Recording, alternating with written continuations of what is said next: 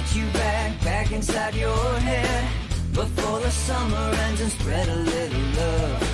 Just for a little fun, I'll make you come back to me before the rise of every sun. Baby, it's meant to be, I know you got a man, but he don't understand. You're gonna be a heartbreaker. You're such a love taker.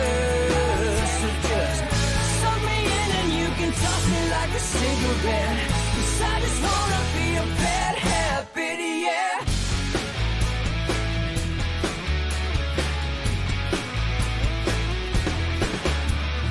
Rhythm in our love, it's impressive, excessive. You can't make this stuff up. My chest beats, it's restless, wakes the neighbors up above.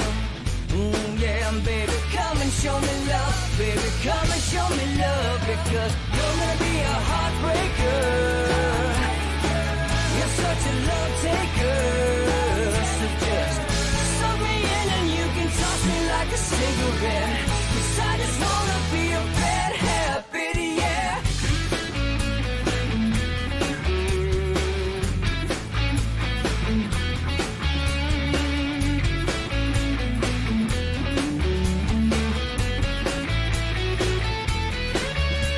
We can get on a plane and take a one-way ride. Steal us away to find a place we can hide. It wouldn't take much to spear for a night. Just to give into the need and leave it all behind. 'Cause I know that you know that I know that you want me. You told me, now show me, come blow me away. 'Cause I know that you know that I know that you want me. You told me, now show me, come blow me away. You're gonna be a heartbreaker. You're such a love taker. So just suck me in and you can toss me like a cigarette. 'Cause I just wanna be a bad habit, yeah. You're gonna be a heartbreaker. You're such a love taker. So just suck me in and you can toss me like a cigarette. 'Cause I just wanna be a bad habit, yeah. Suck me in and you can toss me like a cigarette. 'Cause I just wanna be a bad habit, yeah.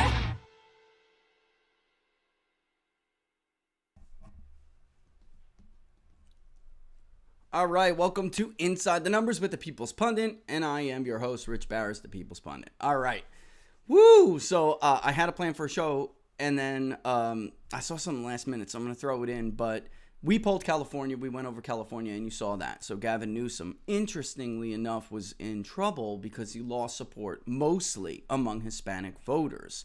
If you guys haven't seen this Emerson College poll, we're going to look at it because it's like COVID's going to take out everybody. It's arguable that you could say, had there not been COVID, Donald Trump would still be the president. That was Joe Biden's major issue. It's a reason why Joe Biden, despite all the other polls, he's not doing as well as some think. All right, because there are some people who think that he made promises on COVID they just don't see being kept. All right. I want to take a look at this Emerson poll so I can get rid of it, basically, and we can probably not lag as much. But, all right, so I would have went over this yesterday had there been a show, but there was not. So let's take a look at this, all right? There we go. So, should Governor Cuomo resign over recent controversies? The first controversy, of course, being the nursing home deaths. That is in blue. I'm sorry, that is in green. And in blue is the sexual harassment story, which hasn't gotten the coverage so far the nursing home death story has gotten. Remember, this nursing home story has been around for a while now, guys. A while. And the media is just now covering it. It was around before the election, but they didn't want to cover it because that would have helped Donald Trump, right? So now it's time for heads to go on the chopping block because any bad news about COVID cannot be the Biden administration's fault. It must be the fault of somebody else. So Gavin Newsom, Andrew Cuomo, they're taking the brunt of this. You could still see more people than not think that he should resign over sexual harassment, but there's still a very large, almost 1/3, 3 in 10 roughly voters that say they are unsure or have no opinion. That really is simple. The story has not circulated as widely as some of the other nursing home stories we've seen. And then 26 at 37 to 34, the 3-point margin, that's nothing. It's then the survey margin of errors, so it's about even. All right. Anyway, the bottom line is this nursing home thing is killing them. It's killing them. And I'm going to go over a couple of their actual, I just want to get rid of the browser because I want it to be able to run a lot smoother. But bottom line is, I want to tell you some of this, and it's jumped right out at me. Look at Hispanics. Go and look at the poll when you get some time. Look at Hispanics in the poll. They are more in line with white voters than they are with other minorities. Asians are Andrew Cuomo's strongest support group. Why does this matter? They were Governor Newsom's strongest support group in our poll in California. All right? And Hispanics were diving. This is something everybody better take real note of. This is important because the new Democratic majority, all right, the new American majority, whatever whatever title you want to put on this theory, which is that demographics are destiny, and Democrats would become a dominant national party because of demographic changes as white voters become less of a share of the electorate. There's been a wrench being thrown into that theory right now. It hinged on Hispanic voters, all right, and because they are growing at the largest rate. But if you're a watcher of this show, you know this suburban argument was a load and was always a load. The suburbs do not look the same as they did when Mitt Romney ran or they did when John McCain ran. I mean, this is crazy. They don't even look the same as they did 4 years ago when Trump ran against Hillary Clinton. They are different. The boon in Asian voters as a share of the electorate in some of these areas is a problem for Republicans, and it's a benefit for Democrats. They hold advanced degrees. We went over census data in that one show, if you guys remember. All right? They're not the old Tiananmen Square Chinese, I want to move to America to live the American dream. That's not who's coming here anymore. These are advanced degrees, pragmatic Asians from different areas that are they are liberal. They are not the same kind of Asian immigrants that we had seen in the 90s and in the early 2000s. Very, very different. And actually, that trend started to get really profound in 2010.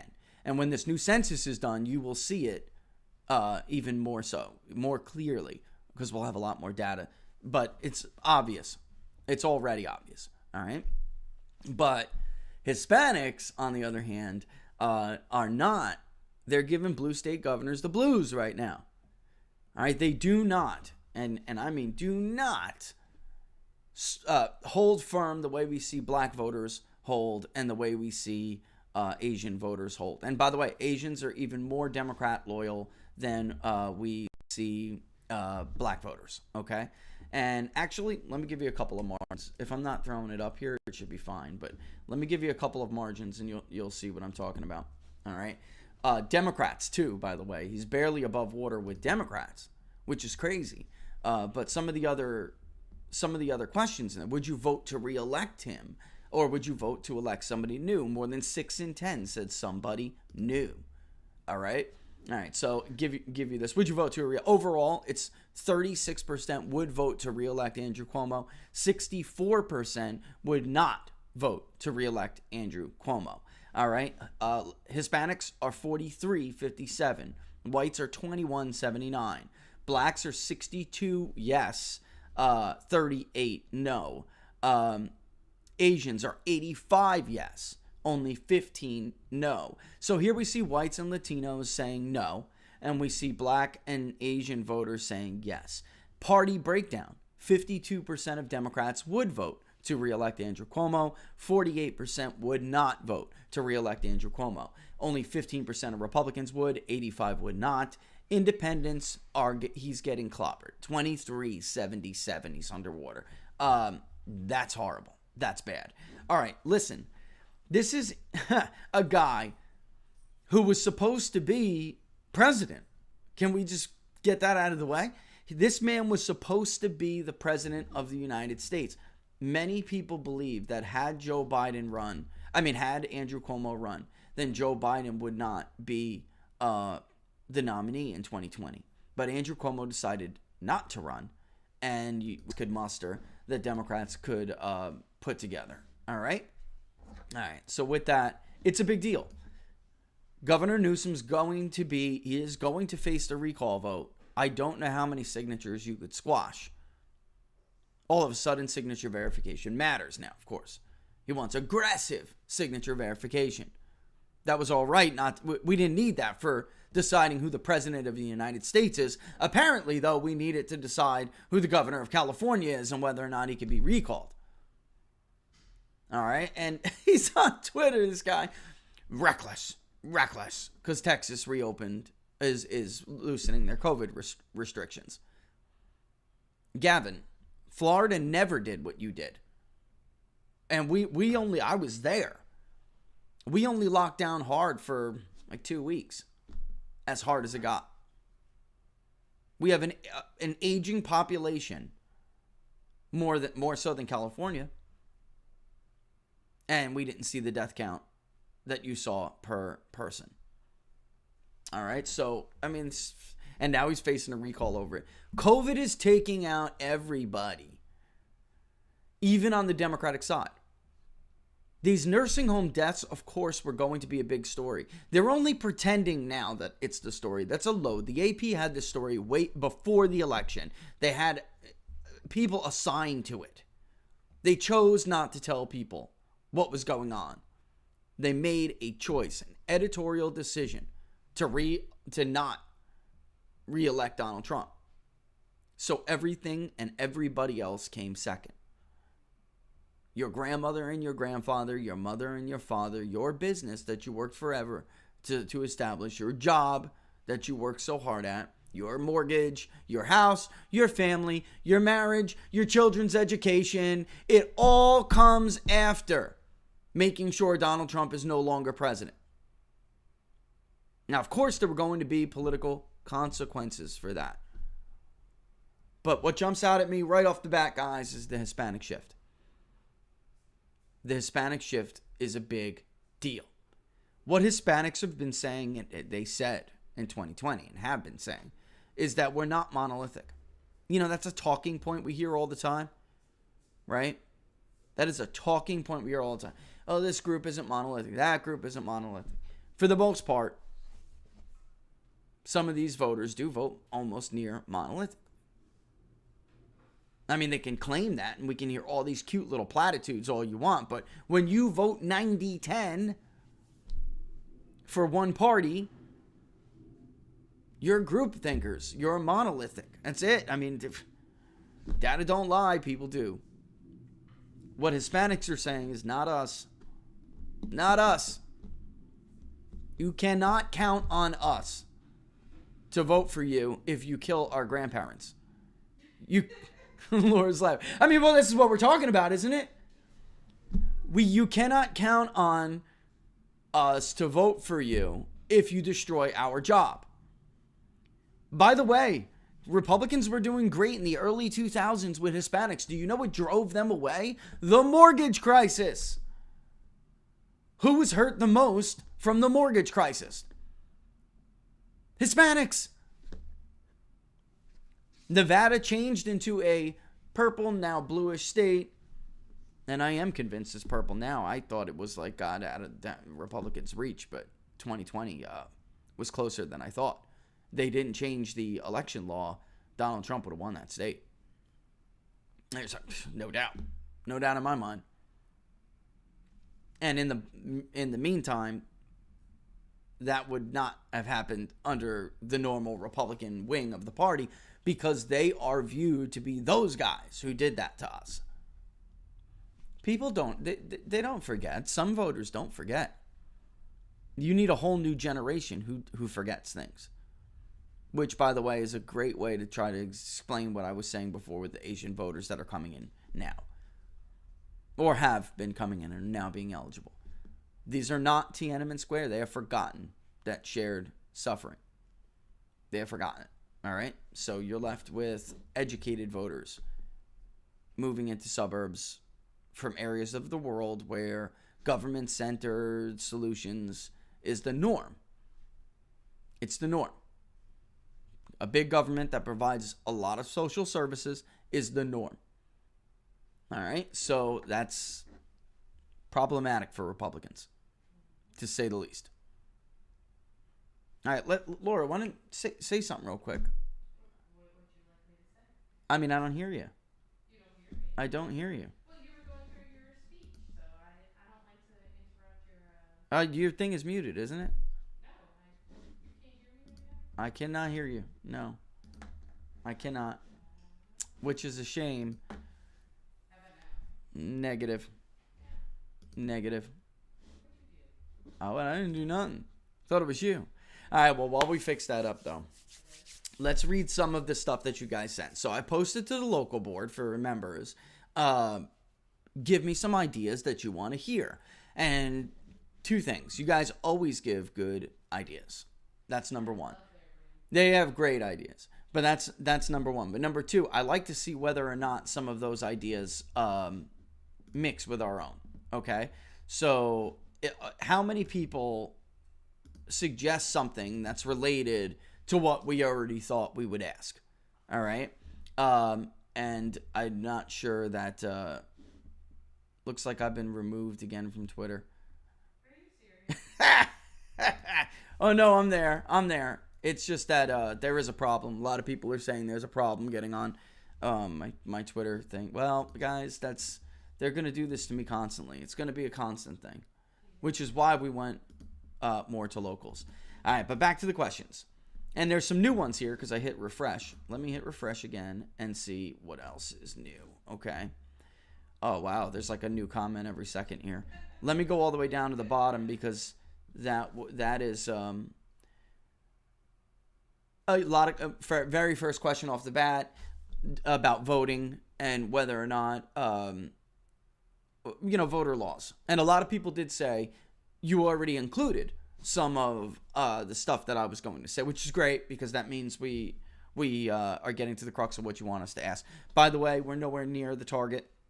I have to send Barnes the link so he can help us get it out. But the links are in the video description below.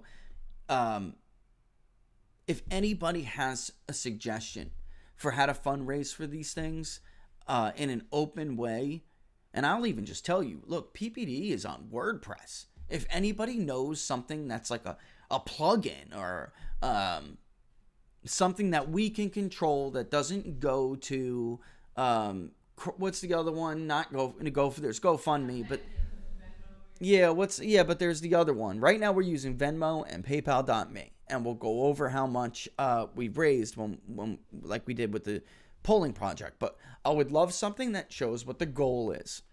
And then a progress bar that shows the goal. You can choose to make yourself anonymous or not.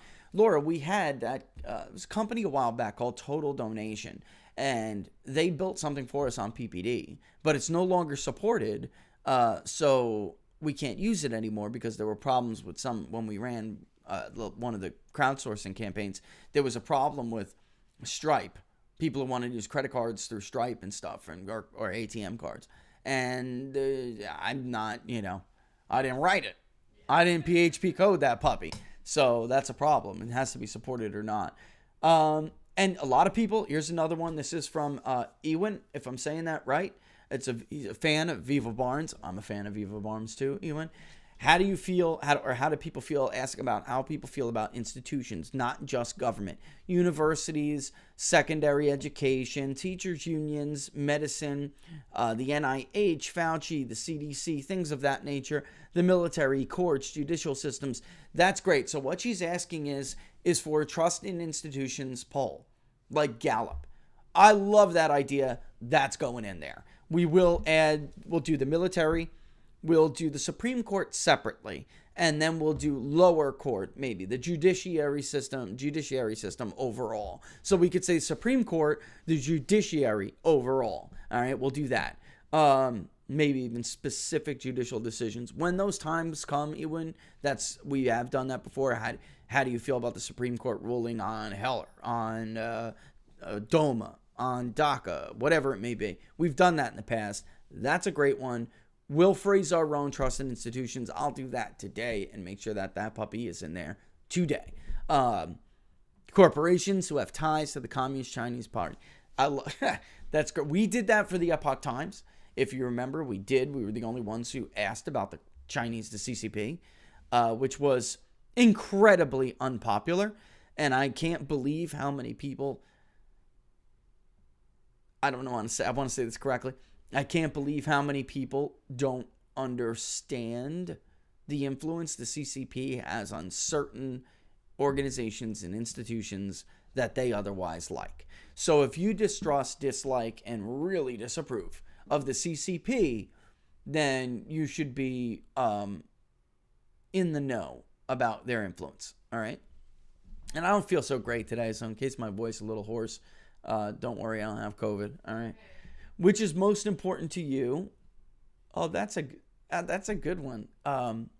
That's in the they want. Think about asking this. You ready? About the Declaration of Independence. Which one is most important to you? Life, liberty, or the pursuit of happiness? That's an interesting question. I'm gonna think about that. That's a good one. We will be asking about signature verifications nationally, I think. It does. I already have those questions set up. It's a matrix, and it basically says, and here I can give you how it's worded right now, in fact. All right. Here, Laura, let me see. There you are. All right, mute yourself, though, real quick until I fix it. It was me. You're right, and I'm sorry. Just mute yourself. Oh, man. How do I keep saying this all the time? Laura's right. All right. All right, just keep yourself. Oh, you're just too close. That's what it is. You're just too close again. Yep. I disconnected you to try to get some CPU usage. I thought just dropping that dashboard would work. All right, back to where we were. Sorry, I did it. All right. Let's get this up, though, so I can read to you what... There are currently multiple sessions. Yeah, I'm logged in another browser, I guess. That's all right. Okay. So... I'm going to pull this question up, and I'm going to read to you, Jensen, how this question is worded, okay? Let's see. It's not that big. It's a matrix question, meaning that it says something along the lines of, in general, do you support or oppose each of the following election integrity laws and policies, or are you unsure?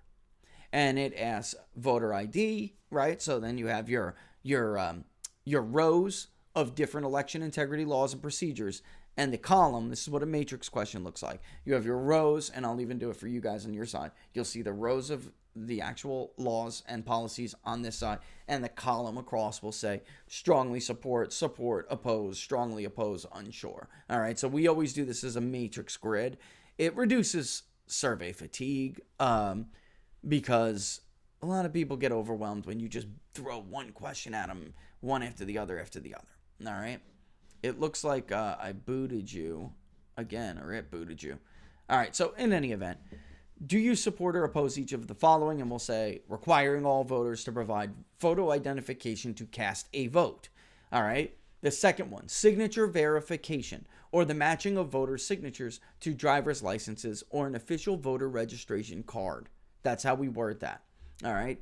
And then the other one is bans on ballot harvesting, the practices of allowing non-government third parties to collect and deliver ballots not belonging to them.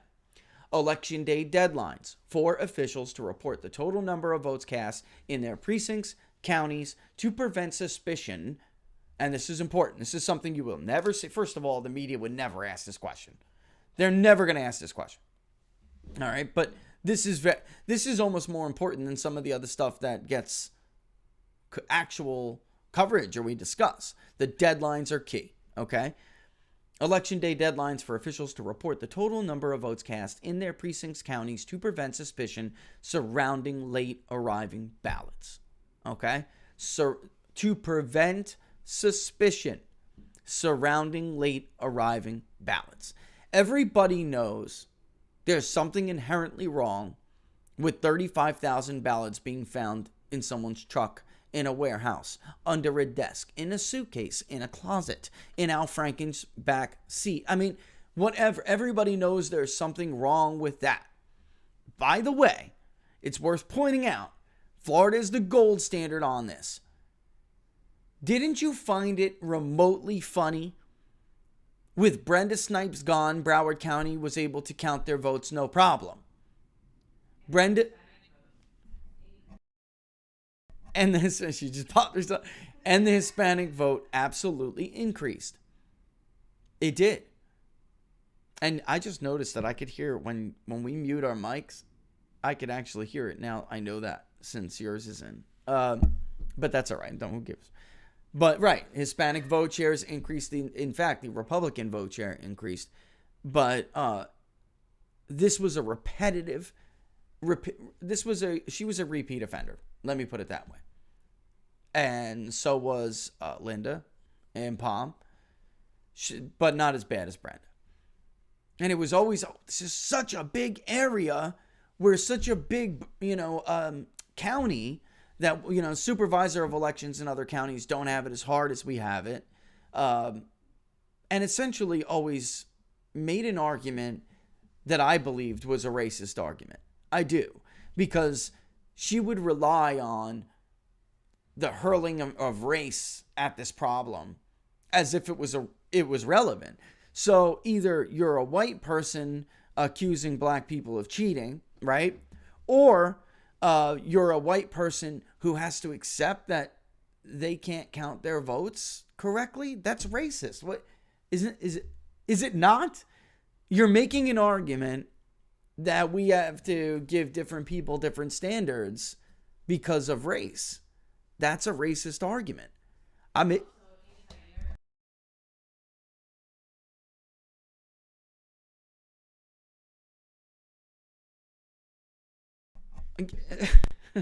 this is going to be fun. I know you guys are going to like this. She's now got the ability to just cut in and cut me out. Yeah, so anyway, I mean, in the end, she's gone, and it went smoothly. And maybe I have a backward definition of what is and what is not racist. But the point is, these late arriving ballots constantly arose suspicion. Well, Brenda just found 30,000 ballots somewhere. There's another 10, and you have, margins, teeny, razor thin margins separating the two candidates. And we all know every new stack of ballots that arrives after the deadline is going to break 90, 95 Democratic, which is astonishing considering the other margins. And of course, it's going to constantly sow this distrust in the process. And with them gone, everything went smoothly.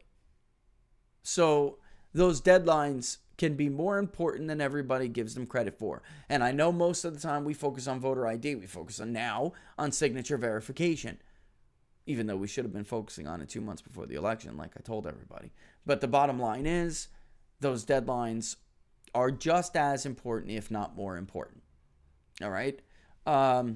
Because you have to rely, let me put it this way, and let me take a sip of water really quick.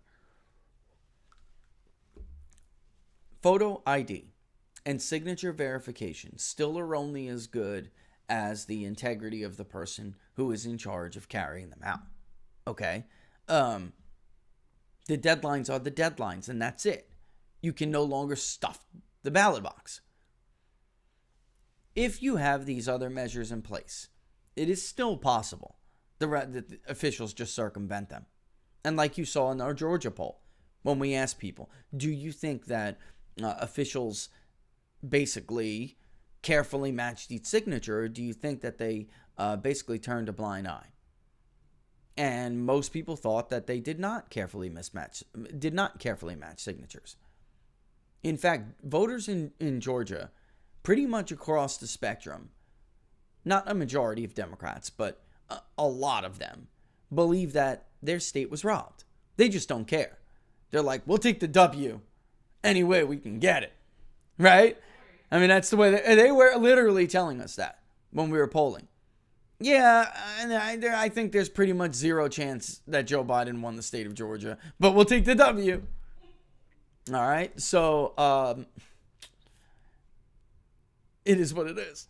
All right, so let's see. And then the other one on this matrix question is the allowance of poll watchers and observers to conduct oversight during the counting of ballots. And I've thought actually about a deadline for counting to stop.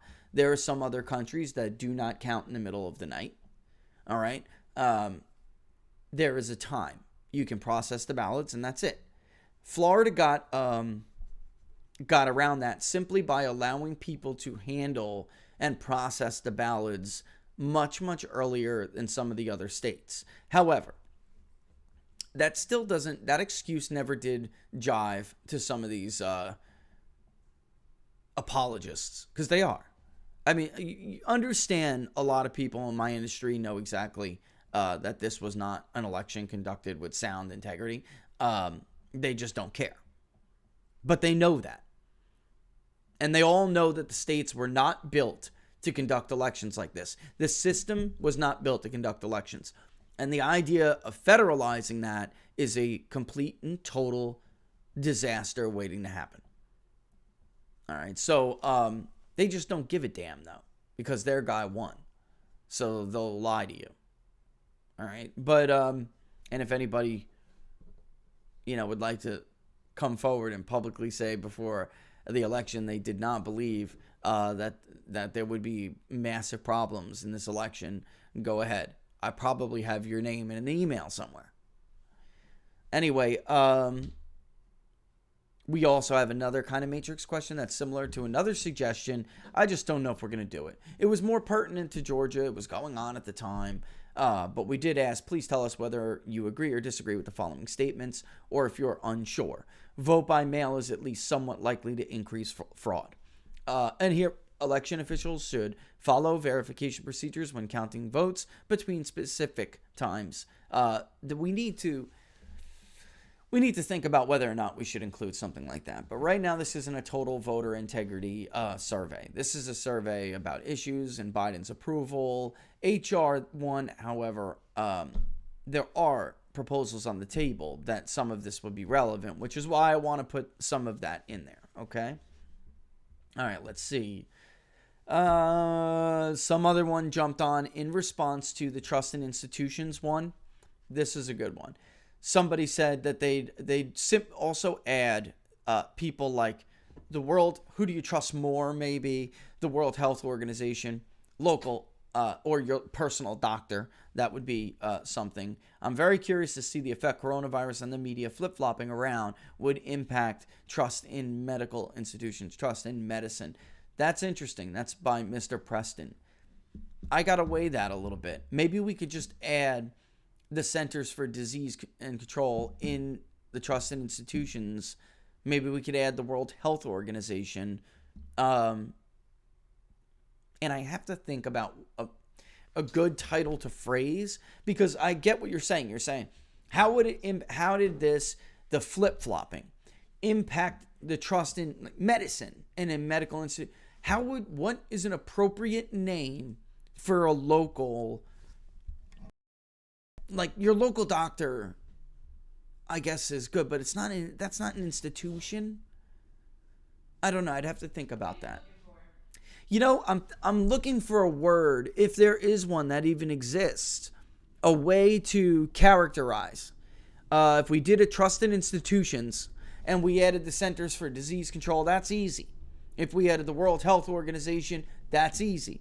It's the same thing. How much do you have trust and faith in these institutions, right? And lay it down the list. We can ask in a matrix the same way we were talking about before. There's no way. There is no local medical institution, Okay.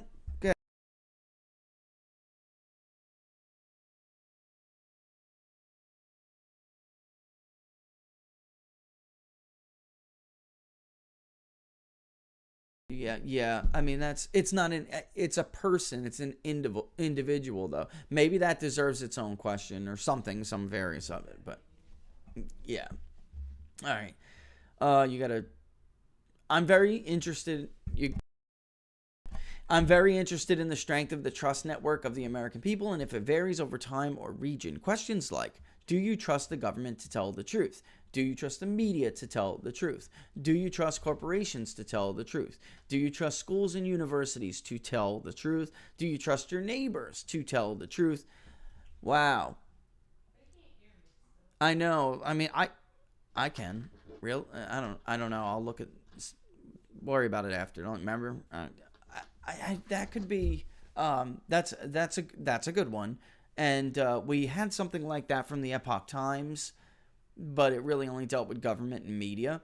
We could easily add corporations. We could easily add schools and universities. That's interesting.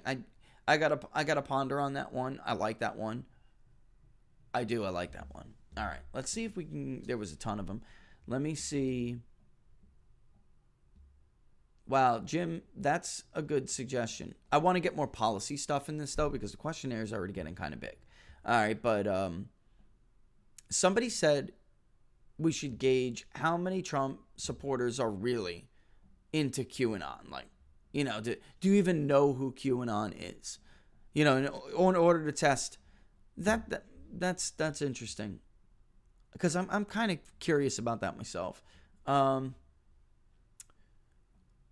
Let's see. I'm looking for something specific. Somebody wants us to ask again about the awareness of the Biden stories that were basically not put into the news cycle before the election.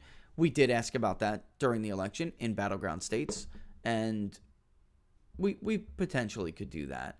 But let's see. Here we go. Yeah, here we go. So now, all right, here's whether or not people would support some of the provisions in the Democratic bill that would effectively nationalize some aspects of our election. That is interesting. And that is something that I absolutely want in this. Because proposals on the bills is really what I'm looking for here, guys, all right? And there's some great suggestions on illegal immigration. How do people feel now again? Because we talked about this on What Are the Odds on Monday a little bit. Immigration was effectively neutralized as an issue because of Donald Trump. Because Donald Trump did make so many gains on that issue. And that is sometimes like,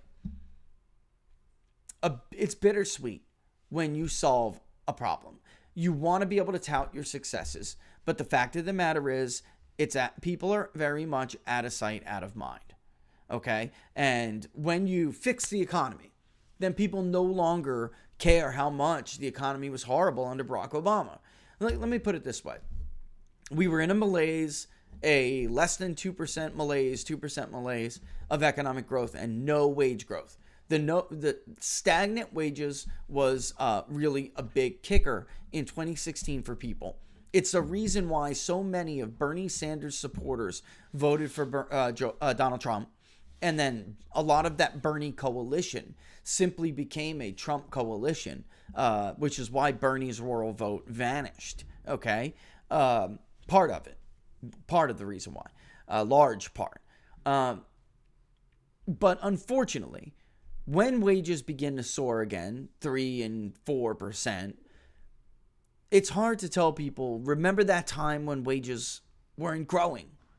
Remember why you elected me. It's hard to make that argument. Unfortunately, when you fix problems, then it allows your political opponents to use these smaller wedge issues to distract people from the big issues that got you elected to begin with. Remember, there was a radical Islamic army storming across the Middle East, conquering large territories all over where Americans spilt blood and treasure. Do you remember that happened? It's hard. It's about as hard as running against a hypothetical.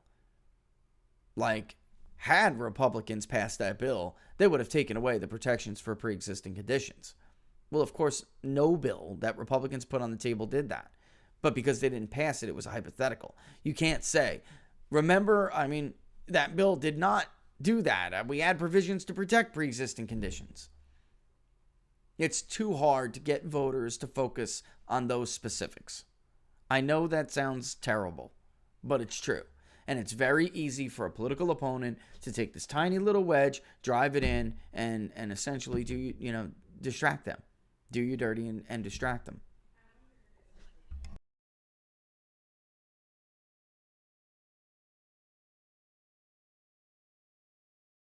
Yeah, it is like M. Scott Peck would say.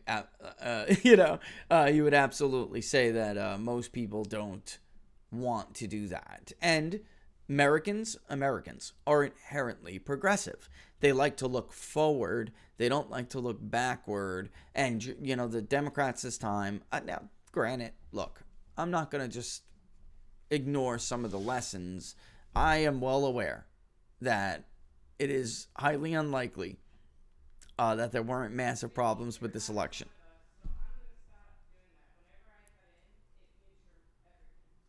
Okay.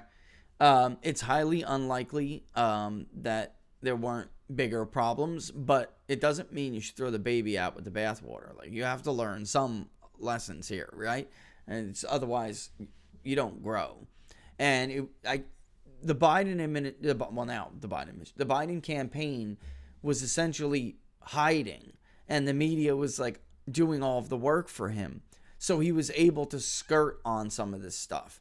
And it's the way it is. I mean, people didn't weigh those issues with that kind of consideration. So now it's not a question of whether or not, and for this next one, which is where I'm going, it's not a question of whether or not you support a pathway to citizenship. That is not really the question here. That's the way the media phrases it. That is not the question. Do you support a pathway to citizenship for people who broke the law and when 10 million of Americans are out of work and wages are falling? Do you believe we should let in 11 million new people who haven't been tested for COVID, which is, by the way, one of the questions? Do you think there should be an open border, a more open policy towards immigration than under the Trump administration when people are not being tested for COVID? All right. That's generally how it's worded. And then the second thing is, and that's out on the question itself of the amnesty, which is Nolly, right? Nolly, the question isn't whether people support a pathway to citizenship. I know a lot of Republicans who do support a pathway to citizenship, just not when so many Americans are out of work. It's not the right time. It is not the right time. And by the way, all of these Hispanics that are right now ready for the taking, ready to reach out to, they don't support this. They don't support it. You think it's Hispanics in Texas 13, in Texas 15, and West Texas, do you think they want 10 million people to be legalized to drive their wages down? They don't. The 2012 autopsy was wrong. I thought we concluded that. Yeah, I'm feeding back when you're doing that, Laura. Okay. She's messing with settings in case you didn't hear. All right, so yeah, the question, the way that we are going to ask about that, but it's worded differently because that's not the question here. And that's not what Democrats are really intending to do. We're not just talking about a pathway to citizenship.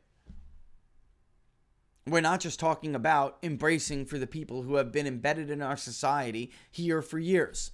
That is not who we're talking. By the way, that number is really only about 500,000 at last estimate. And the chain is the problem, really, by the way, guys. That is what's so, I would say, damaging with their proposal. The chain, the family, the extended family. Trump, the Republicans in Congress failed Donald Trump and failed their voters. Donald Trump's plan, his immigration proposal, that was probably priority one. If the Republican Party wanted to maintain electoral viability. Merit-based, not family-based. The chain is what has been killing people. We got a great story on that when Trump released that proposal. It wasn't even a story. It was us showing what has been the impact from different immigration policies or lack of enforcing others. The chain is what did the damage. That is what led to populations that could fill the city of Chicago coming in tiny time frames, and we compared it to other times in American history. Because there's this, Ellis Island's going to have a wall around her. We went from Ellis Island to what was that cute little thing they always said? Some stupid mischaracterization of what happened at Ellis Island. We went from the Statue of Liberty is weeping. Weeping. Are you kidding me? My grandfather or my great-grandfather was like quarantined. He got done like Vito Corleone. This is not the way Ellis Island operated. It's crazy.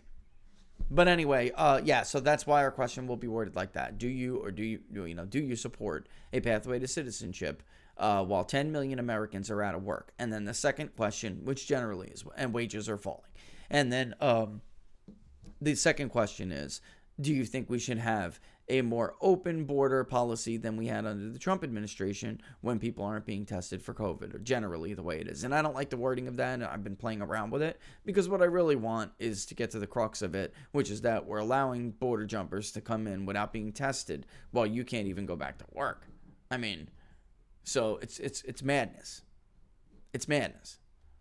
And I want to give people the most accurate depiction of what it is. All right, so but you have to be fair about it, obviously. All right, has the 2020 debacles of election integrity failures and lockdowns and mask mandates caused you or someone you know to take personal responsibility and run for office or become a? Oh wow, that's some.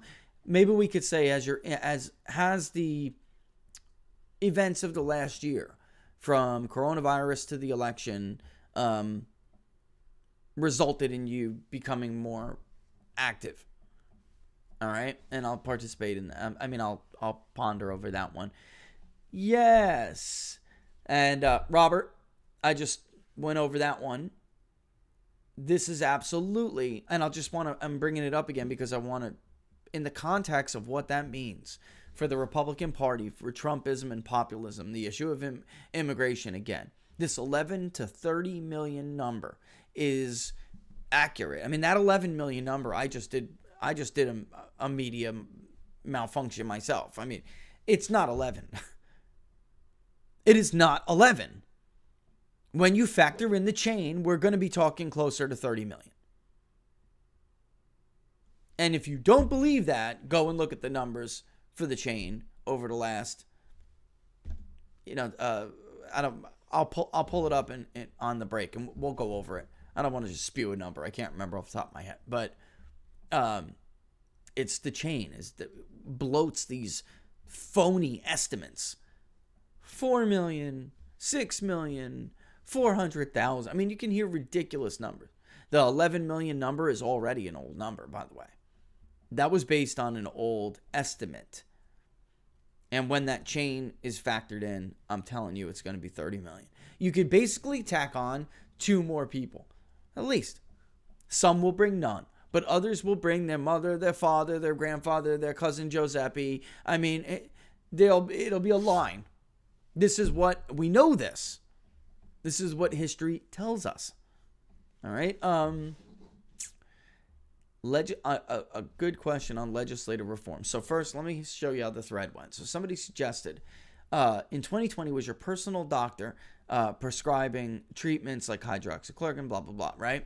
And somebody else said, I think the question could lead to some legislative reform, and then asked more about how maybe on legislation on our first world medical system created a needless crisis per capita death on the world meter. Just take a look at it. Countries that allow the use of therapeutic early interventions have a fracture of the death. Meanwhile, back at home, they're claiming and drugs like hydroxychloroquine were hazard and censored information about other things as well. And I'm not going to build, especially on herd immunity.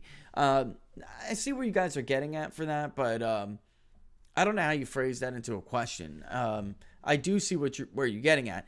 Maybe the fact of the matter, it's really more a political philosophy question on the role you think government has in medicine. Okay? Because, unfortunately, when you want services for medicine, all right, they're going to have a bigger role and they're going to have more reach. But then that leads to the politicization of other things. So look at the hydroxychloroquine. Fauci was downing it because he didn't like Donald Trump before he even knew anything about it. All right? I'm pretty sure Fauci's going... Well, I'm not pretty sure. Fauci, I watched him over and over lie about vaccine development. We knew, which saw we had it on PBD. We already knew where Pfizer was in the emergency use authorization process. We already knew that. We knew they were ahead of Moderna and Johnson & Johnson and AstraZeneca. Fauci didn't want the American public to know that because he did not want you to vote for Donald Trump. So the problem when you give these people in medicine so much power, you want a service, right? But there's a cost to that, of course. You want something, and in exchange, they're going to have more of a role. So I think the idea, the question, and by the way, that could cost like what happened with hydroxychloroquine. And every other, there's a lot of, every other thing we've been hollering about on the show for school closures. I mean, there was no science and no data that couldn't be perverted for political purposes. And I think that really maybe is the more of the heart of the question. All right. So let's go. Yeah, and Christine, eventually it would be nice if what we get from just the community on locals, right? For people who sign up, that would just fund it. And then this way we don't have to do crowdfunding. That may be some time off. That may be some ways away, but it's a nice goal, right?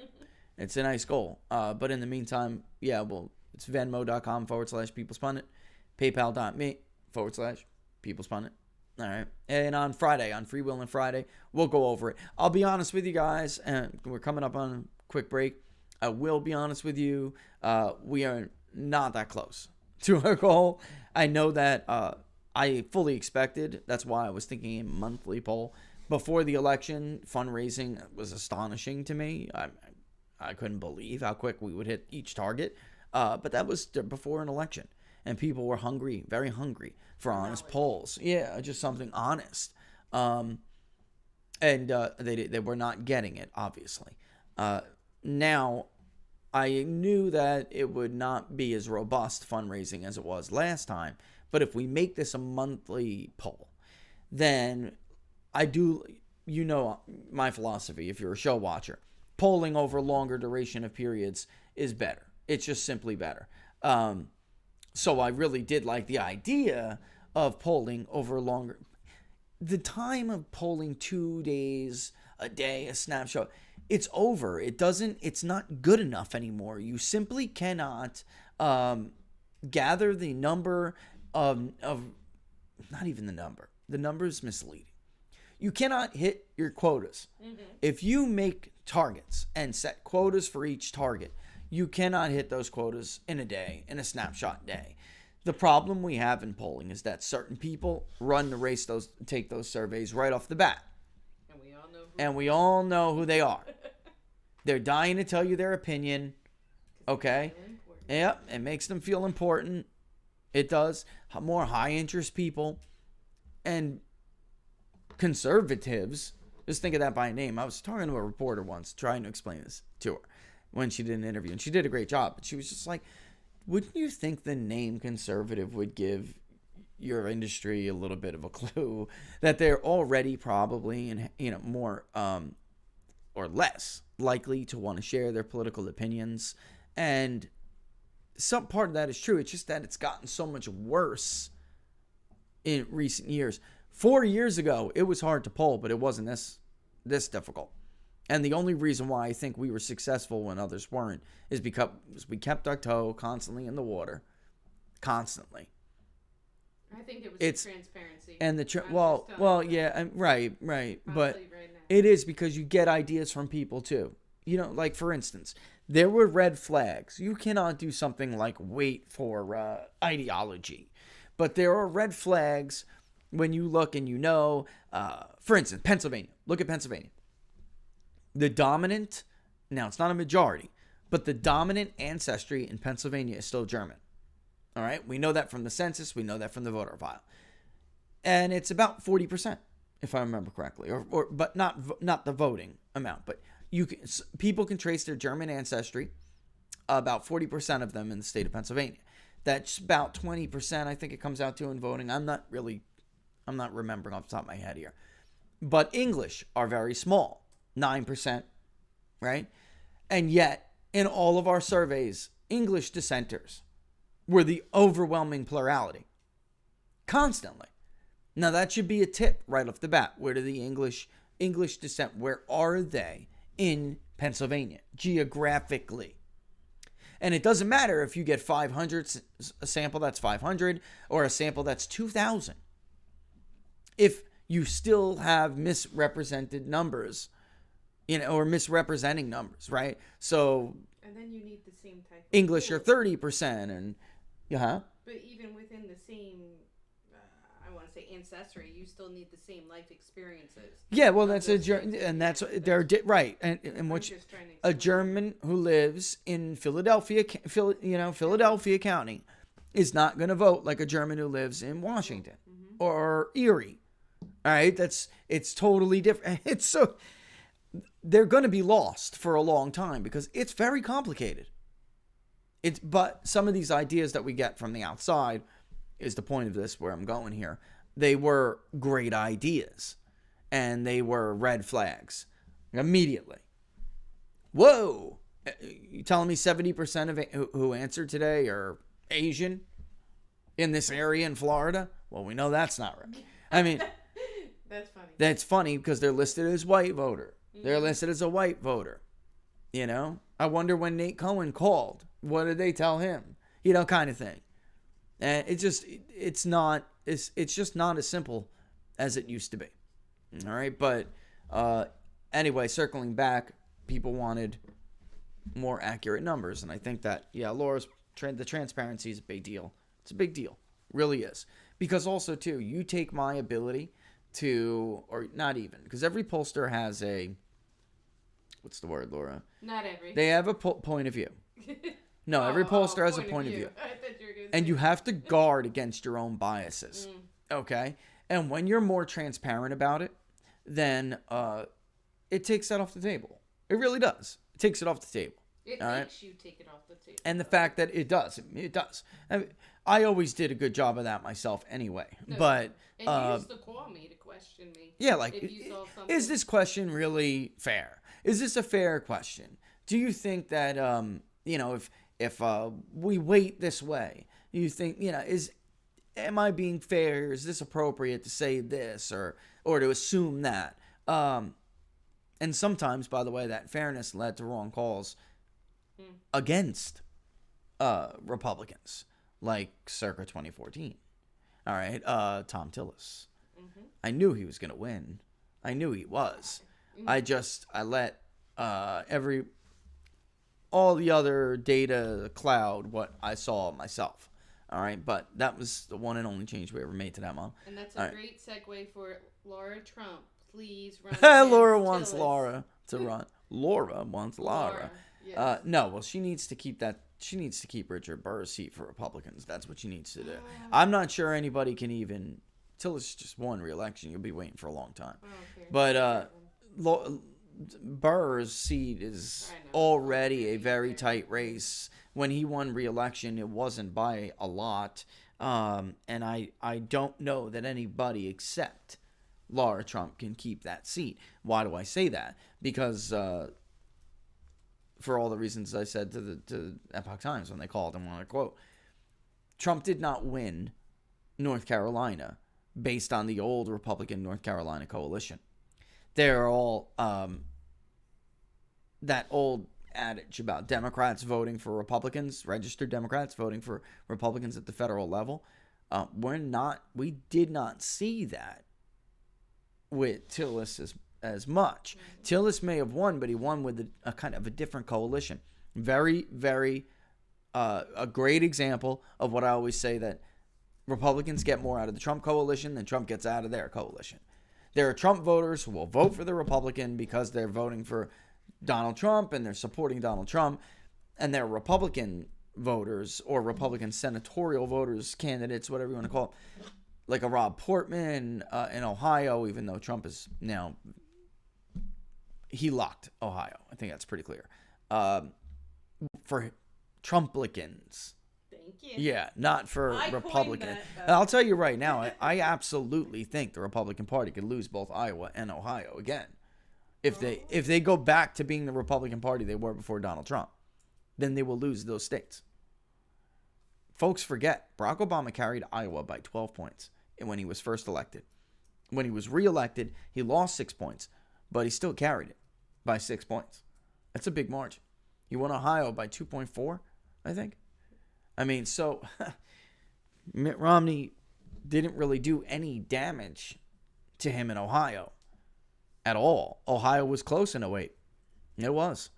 But they could lose it again. They absolutely could.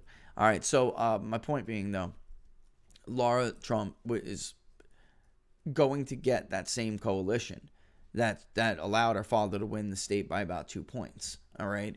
But you have that triangle, Laura. You have the IBMs. You have that triangle that's growing like crazy. And a great example again, it's a loss of white professionals to a new, not just new advanced degree whites, but also a growing minority of other advanced degree holders, and that's not good. Demographically, that is not good for Republicans. Republicans better double down on North Carolina. They better double down on their efforts in North Carolina, because Democrats have seen it as a mini Virginia for a long time. And the reason why it hasn't gone that way is because they don't have it. North Carolina and Florida and North Carolina, both our states, we don't have a DC suburb. We just don't. So that took a longer time to make competitive.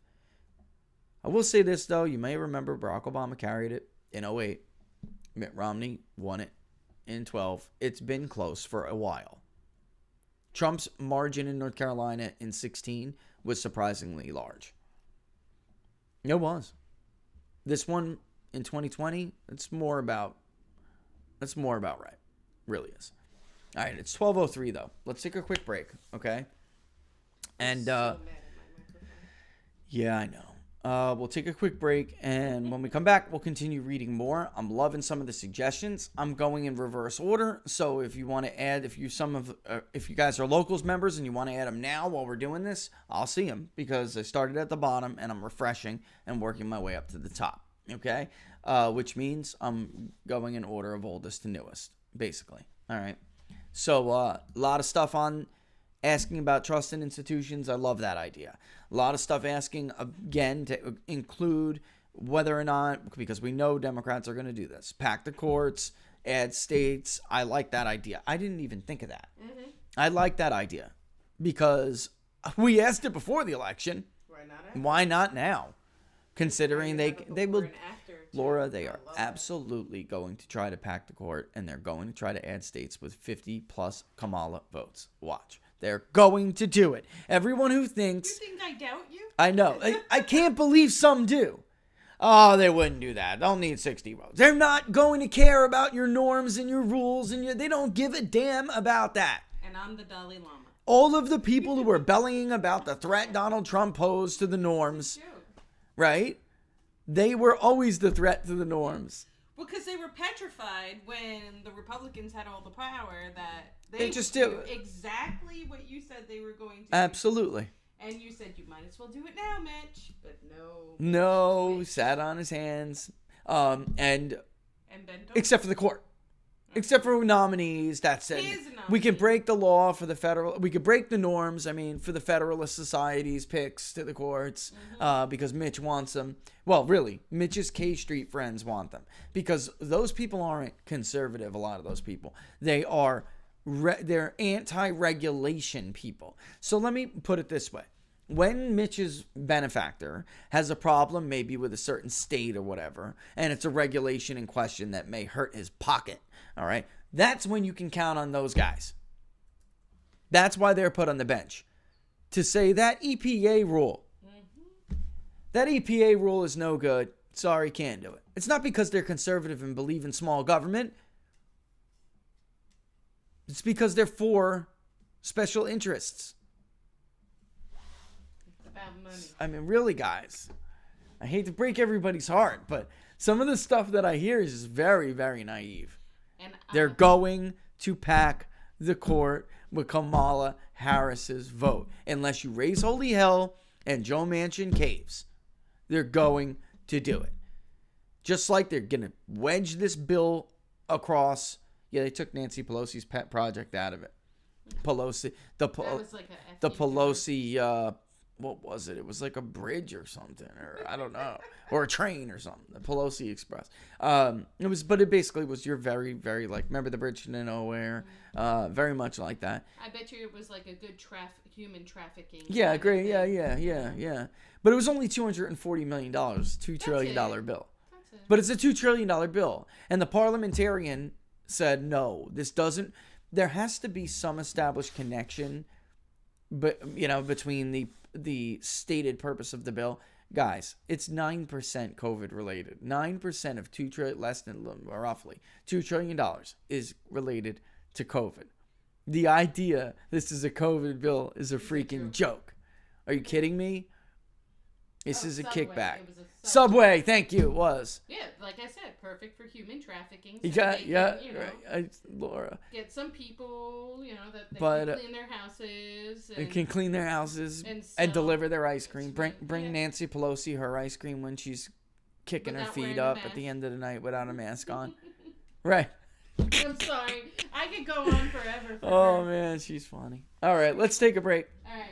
All right, we'll be back in like 30 seconds. Let me get a drink of water. Just hang tight, okay? Just hang tight.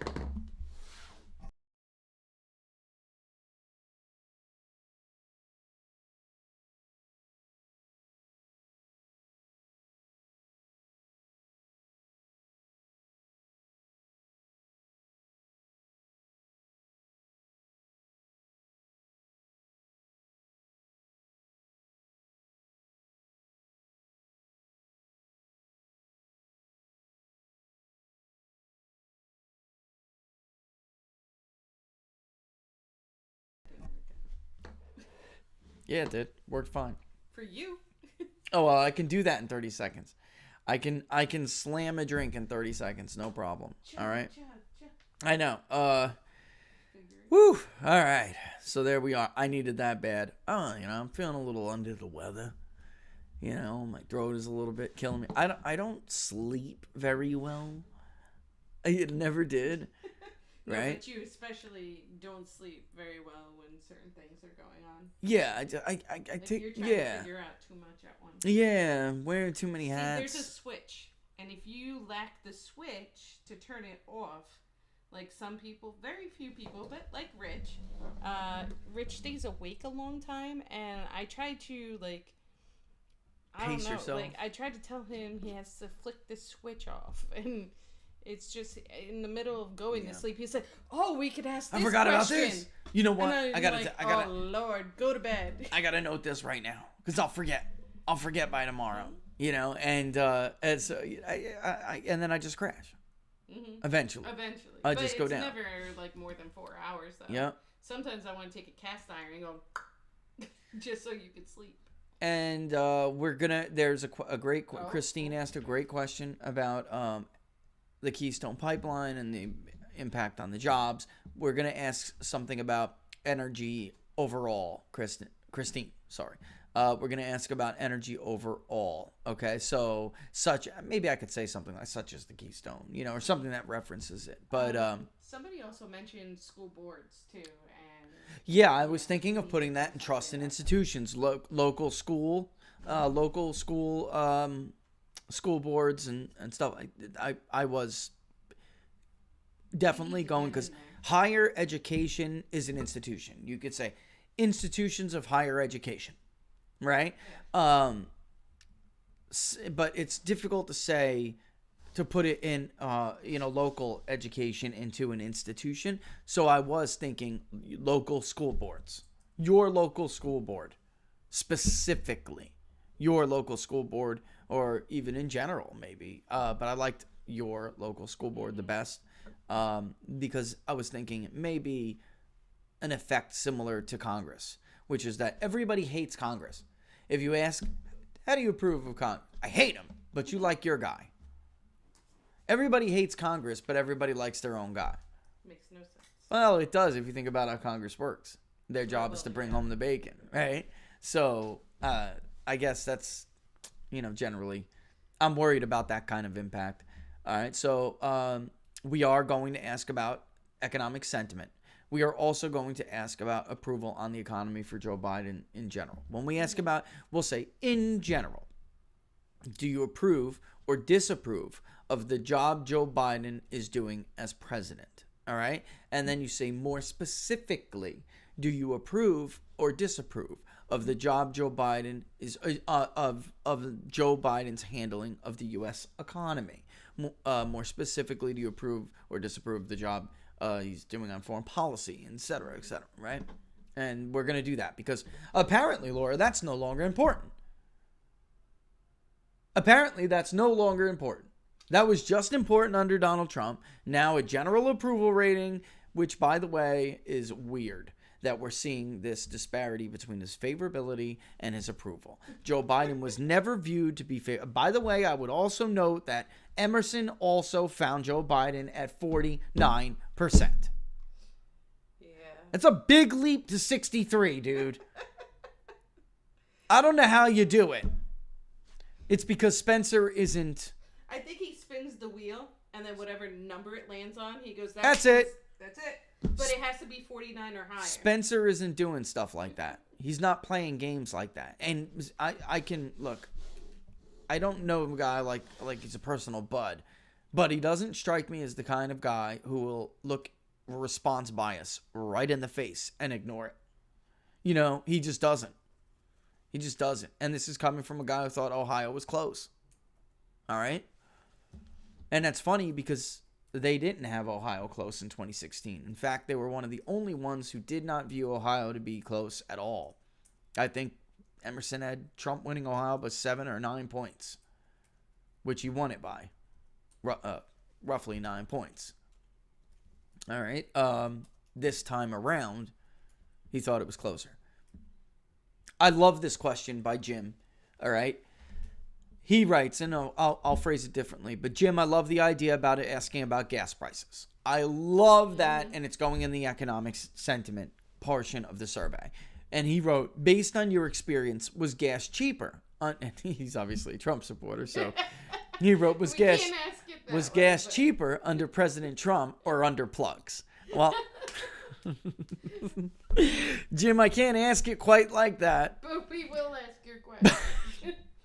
But do you think, based on your experience, or was gas cheaper under President Donald Trump or President Joe Biden? Watch carefully, because we've seen this with consumer sentiment, and we know this is true because of Hyde. All right, his moral characteristics, the Hyde traits, what we call the Hyde traits. Mm-hmm. He is a liberal Hyde. Okay, so don't think he's some right-wing guy.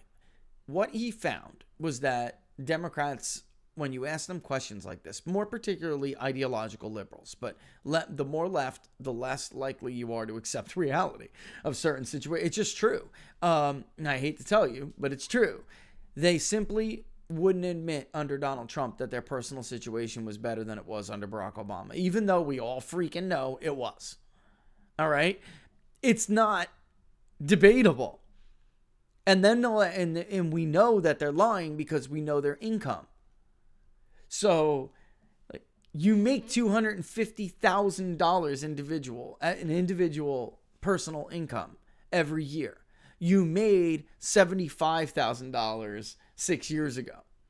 Your personal situation is better now, has improved You liar. But Hyde also found the same thing, that they are more willing to put their political views ahead of empirical evidence. It's just true. That is completely backward from the narrative you'll hear out of media and Democrats alike. That Republicans are the science deniers and the evidence deniers and the data deniers. That is not what Hyde found. And that is not what we've seen over and over again. You are more rigid in your views if you are on the left wing of the spectrum. You're more willing to deny reality. You're also more willing to destroy personal relationships based on those political views. You are not tolerant. You are the least tolerant person in the United States of America. Don't you love those are the coexist people, you know? They are, with the those sticker. Laura, absolutely right. Say it. What I'm saying is that these are the very people that have the bumper sticker that says coexist and has all the religions on there. But yet, if you support pro-life, you don't belong in that group. That's right. That's so she's right. It's it is so phony. It's phony. And by the way, Pew Research, not exactly right wing. Another one who found that liberals are least tolerant, and they're more likely to want your views banned. They're more likely to block you on social media. They are not tolerant at all. That's just empirical. And Hyde found that they're even willing to basically deny reality and deny what is, even sometimes in many cases, what is morally right, which is what moral characteristics come into play. And that's interesting. So I want a sentiment index, absolutely. And if we can do this monthly, this would essentially be the first ever vote of, I don't know exactly what we're going to call it yet, because there are consumer sentiment indexes out there. I want it to be a more broad economic sentiment index, and I want it to have multiple components, like the Conference Board does and the Survey of Consumers does. Mm-hmm. Rasmussen has a consumer sentiment index, all right? Or there's just economic sentiment? I think there's maybe, but I want something like that, the broader economic sentiment index. And when we include the demographics that we're going to include, which are not just basic demographics, but detailed demographics, not only on ideology or political affiliation, but what we call really, they're indicators in their own right? They're more like identifiers, like we were talking about on one of the odds on Monday. Are you a parent with school-age children? Are you a small business owner? Are you a manager where you work, right? Do you hold a supervisor or non-supervisor position at your employment, right? These are identifiers that come into play that are so important, because you could take the sub-sample and see what small business optimism may be. Maybe this group of people has a good view of the economy, but small business owners are telling us this. All right, so we can essentially squeeze more water out of the sponge, is my point. Okay? Mm-hmm. All right. But Jim, I love the gas price question. Love it. All right? And we're going to go over the survey questionnaire on Monday. On Friday. We're going to actually go over the completed one. If I forget the gas question, all right, all of you smash me. Say, whoa, where's the gas question? Because I want that question. All right? And Christine, absolutely going to get your economic sentiment index. All right? Here we go. Sandy Paws. There's a third rail section. Sandy, we are absolutely going to ask whether whether or not people support or agree. I am not sure if I want to do a Likert scale, kind of, with an agree. I'm not sure how I want to do it yet, but we are absolutely going to ask about biological men who are permitted to receive women-only grants, programs, and scholarships. Absolutely. We're also going to ask about biological men competing in women's sports, which could take those scholarships and grants. All right? But you can't say biological. You're going to have to say it differently so it's sensitive. Transgender. No, you're going to have to say... Well, what's the point? They're men who think they're women. Something like men people who are born of a specific gender but associate as a different gender. You see, this is why Laura's like this is why Laura's because if you want to get a real great unbiased answer, yeah, no, that's true. So should individuals who were born as a certain gender, male, we were specifically focusing on this side of it. Yeah. All right. Should oh shit. who Now you got me thinking because we had the question written. Now you have me thinking. You can't do that because then you're gonna. Those who are like that are gonna be like, "Well, I associate as a woman," and hang up on you immediately. Yeah. Because you're assuming they're Laura's probably right about this. I am always right. So it's not good enough to just say those who were born biologically born a male. Because you're dead, Amy. You're doing Oh, crying out loud. So those that were born a specific gender. She's do probably you right, which is believe what's that driving they me can nuts right now. participate in the opposite sex. Because you're gonna get Of 1.5% Believe me, there's very tiny share of the population, but you will reach them. And Laura's probably right. You'll offend them if you ask it that way. All right, Laura, we'll mull on that. But you're getting that question, Sandy. You're getting that question. All right. Do you think that the federal government has too much, just enough, not enough power over local policy? That is something that's going to go into that ideology.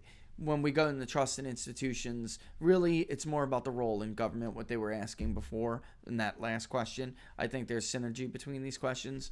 Under the Trump administration, did you think that the federal government had too much, just enough, not enough? That's another one by Sandy. Sandy is like a lot of others who want to ask about social media too, all right? Do you trust Facebook to determine what information you are regularly exposed to? Do you trust Google to determine what information you are regularly exposed to? Do you trust Twitter to determine what information you are regularly exposed to? That is going to be that we will ask about social media censorship and the role that government has in that. Those are good questions. All right. It's 12:20. My voice is killing me a little bit today, guys. Oh wow, there are more questions. Let's see. Somebody said they want to test that's the newest one, so I'm not going to read that one yet. But would you prefer your local state officials to focus economic development on manufacturing or high-end service sectors? At what grade do you... That's Cindy. That's like really... That's a blatant one. Do you believe that the education system is corrupted by the special interests? Do you believe schools indoctrinate?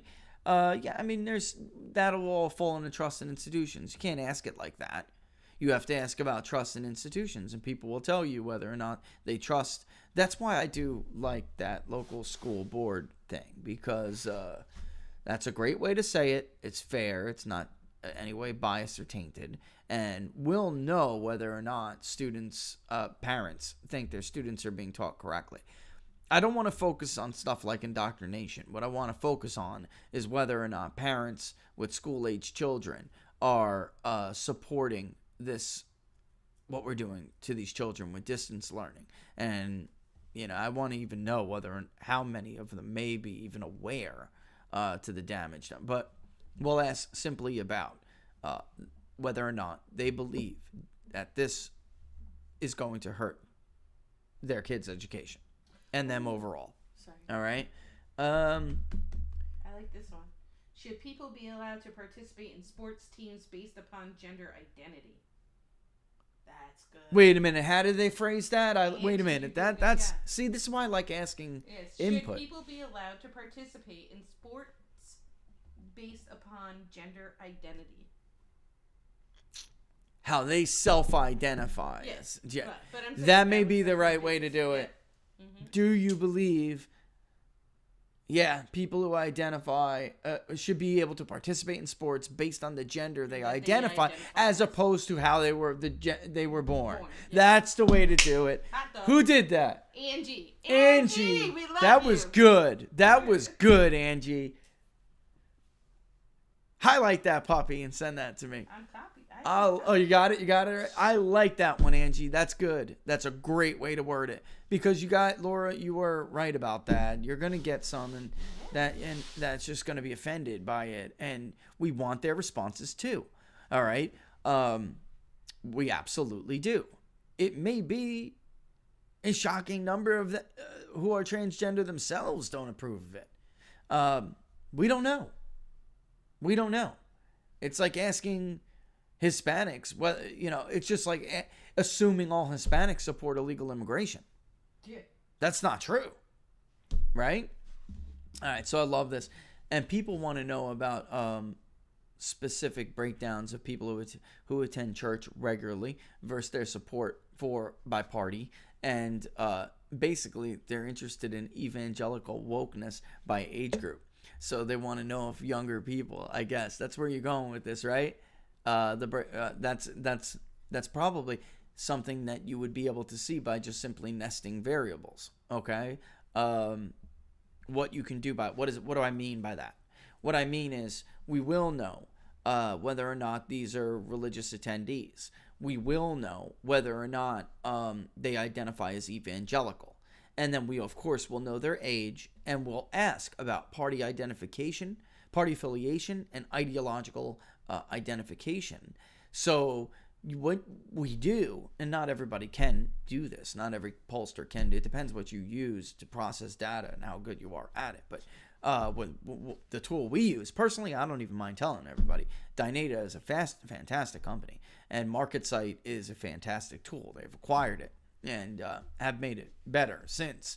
And you could just simply nest these variables together, which is something, by the way, we were doing throughout the election, even maybe we didn't show you. So a very simple way to show you what nesting means is not only did I want working class people in Pennsylvania, what was their vote preference?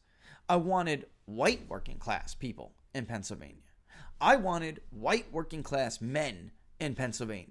And then I was sending out graphs, if you remember. That's nesting the variables together. You would be able to filter the data through even weighted, because you can apply a weight variable. You define a weight variable, and you can apply it. This is, believe me, kills human error. All right. We would be able to do that and say, basically, give me all evangelicals who all self-identified evangelicals who claim to attend church regularly. And we can even define how regularly, weekly, monthly, bi-weekly, whatever. And then, by age and by party affiliation. You can just keep drilling down. It's cool. We could essentially do that. All right. What you're looking for is a young liberal who attends church regularly and supports the Democratic Party. That's how you would identify someone, I imagine. And by the way, we can even apply it to their own questions. So when you ask, like Robert's question, do you think that Facebook should be allowed to censor what you see on their platform? All right. Something like that. So people who are for this like big tech totalitarianism. All right.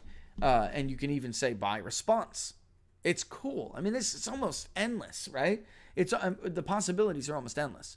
It's really cool. Mm-hmm. All right. So, yeah. So with that, I think I did tell people I'm going to bug out a little bit early today just because my voice can't handle too much more.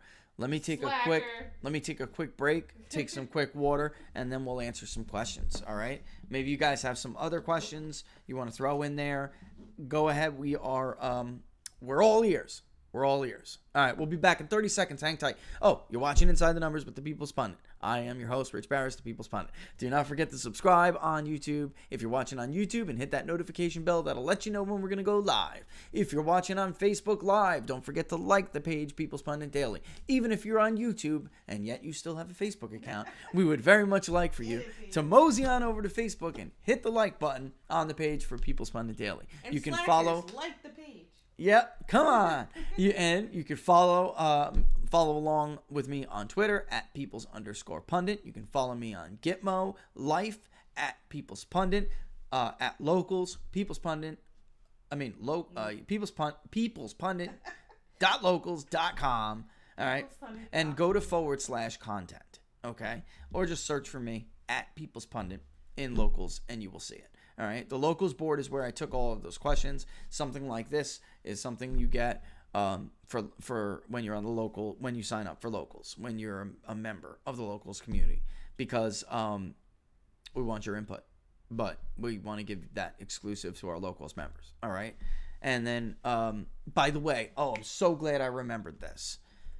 There are at least one who had a multiple charge. If something ever happens on Locals, I did find out what to do about it. As a matter of fact, hopefully my phone's not dead. Contact either Laura and I, or hit me up on Locals, but you could also just email support@locals.com. And for those, that email we did get, I'll forward. Antar is. I'll forward you. I'm going to forward your email, Antar, over to them. It took a little bit for me to get an answer on this, but they'll handle it. Okay? Because we don't process it, so like we're not able to do anything. But we got you. We got you. Support@locals.com. Support@locals.com. All right. Tell What's up? Irish that we're replying to her. Irish, we're replying to you. It's Irish girl, right? Irish girl. Yeah. Well, we're getting back to you. All right. Anybody else I missed? Any other show announcements I missed here? Let's see. Are you going on? Oh yeah. Oh my God, I forgot to respond to Steve. This is why. Listen, don't book me. Call Laura. I am miserable at this. I will forget to call you back. I will forget to text you back. There's right now 22 messages since I've been on air. That's what my daily life is like. It's like when it comes to this stuff, I'm horribly absent-minded.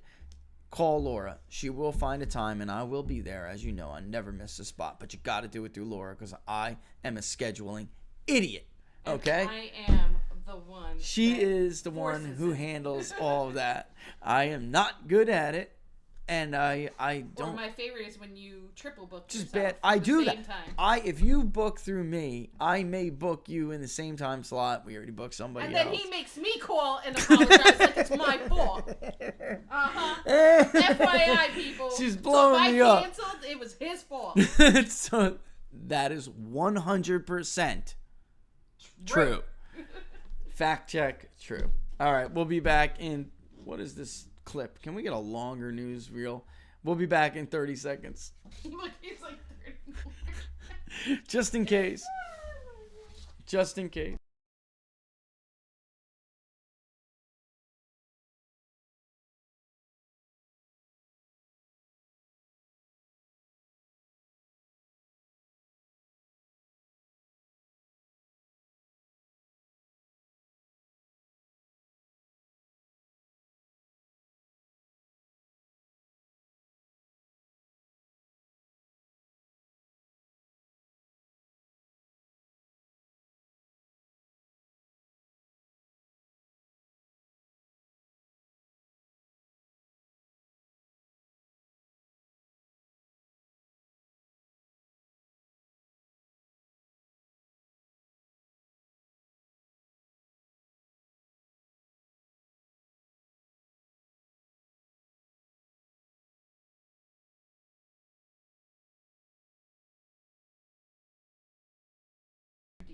Hey Andrew, thanks for the super chat, buddy. And to everybody who does the super chats, I don't see them and view them, but thanks for them. And then if I also got somebody's cute little message. It was they gave me something through Venmo, and they're like, "That's a super chat, not minus the 30% for YouTube." Oh, burn! I like that. Yeah, just for you guys, so you know, YouTube does take $30 or 30%.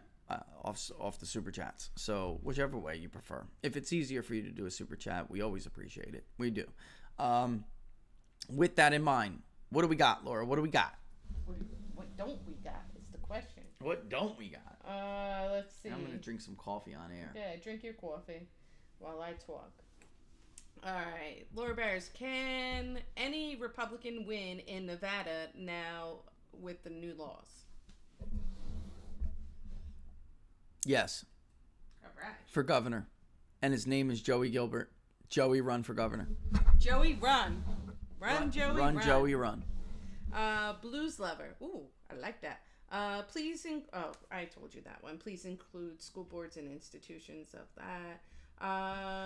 And just in case you thought I wouldn't do that, that's where I'm at on this guy. We need to start a campaign calling corps and institutions that are influenced by CCP. Just thought you'd like that. Oh, you know what, though? I do want to say something real quick because of the other question. More. Some things we cannot do. We need to tell people this because we get too many requests. All right? I cannot pull something from a voter file and show anybody something like give you a list or anything like that. You may then turn around and use it for a campaign or for something. That is called an in-kind campaign contribution. Not only does it cost me money, but it would be illegal. I can't do that stuff. We constantly get, hey, can I get your list of this, your list? No, you can't just get it. If you want to, hire a big data pool to be a data provider, you can do that.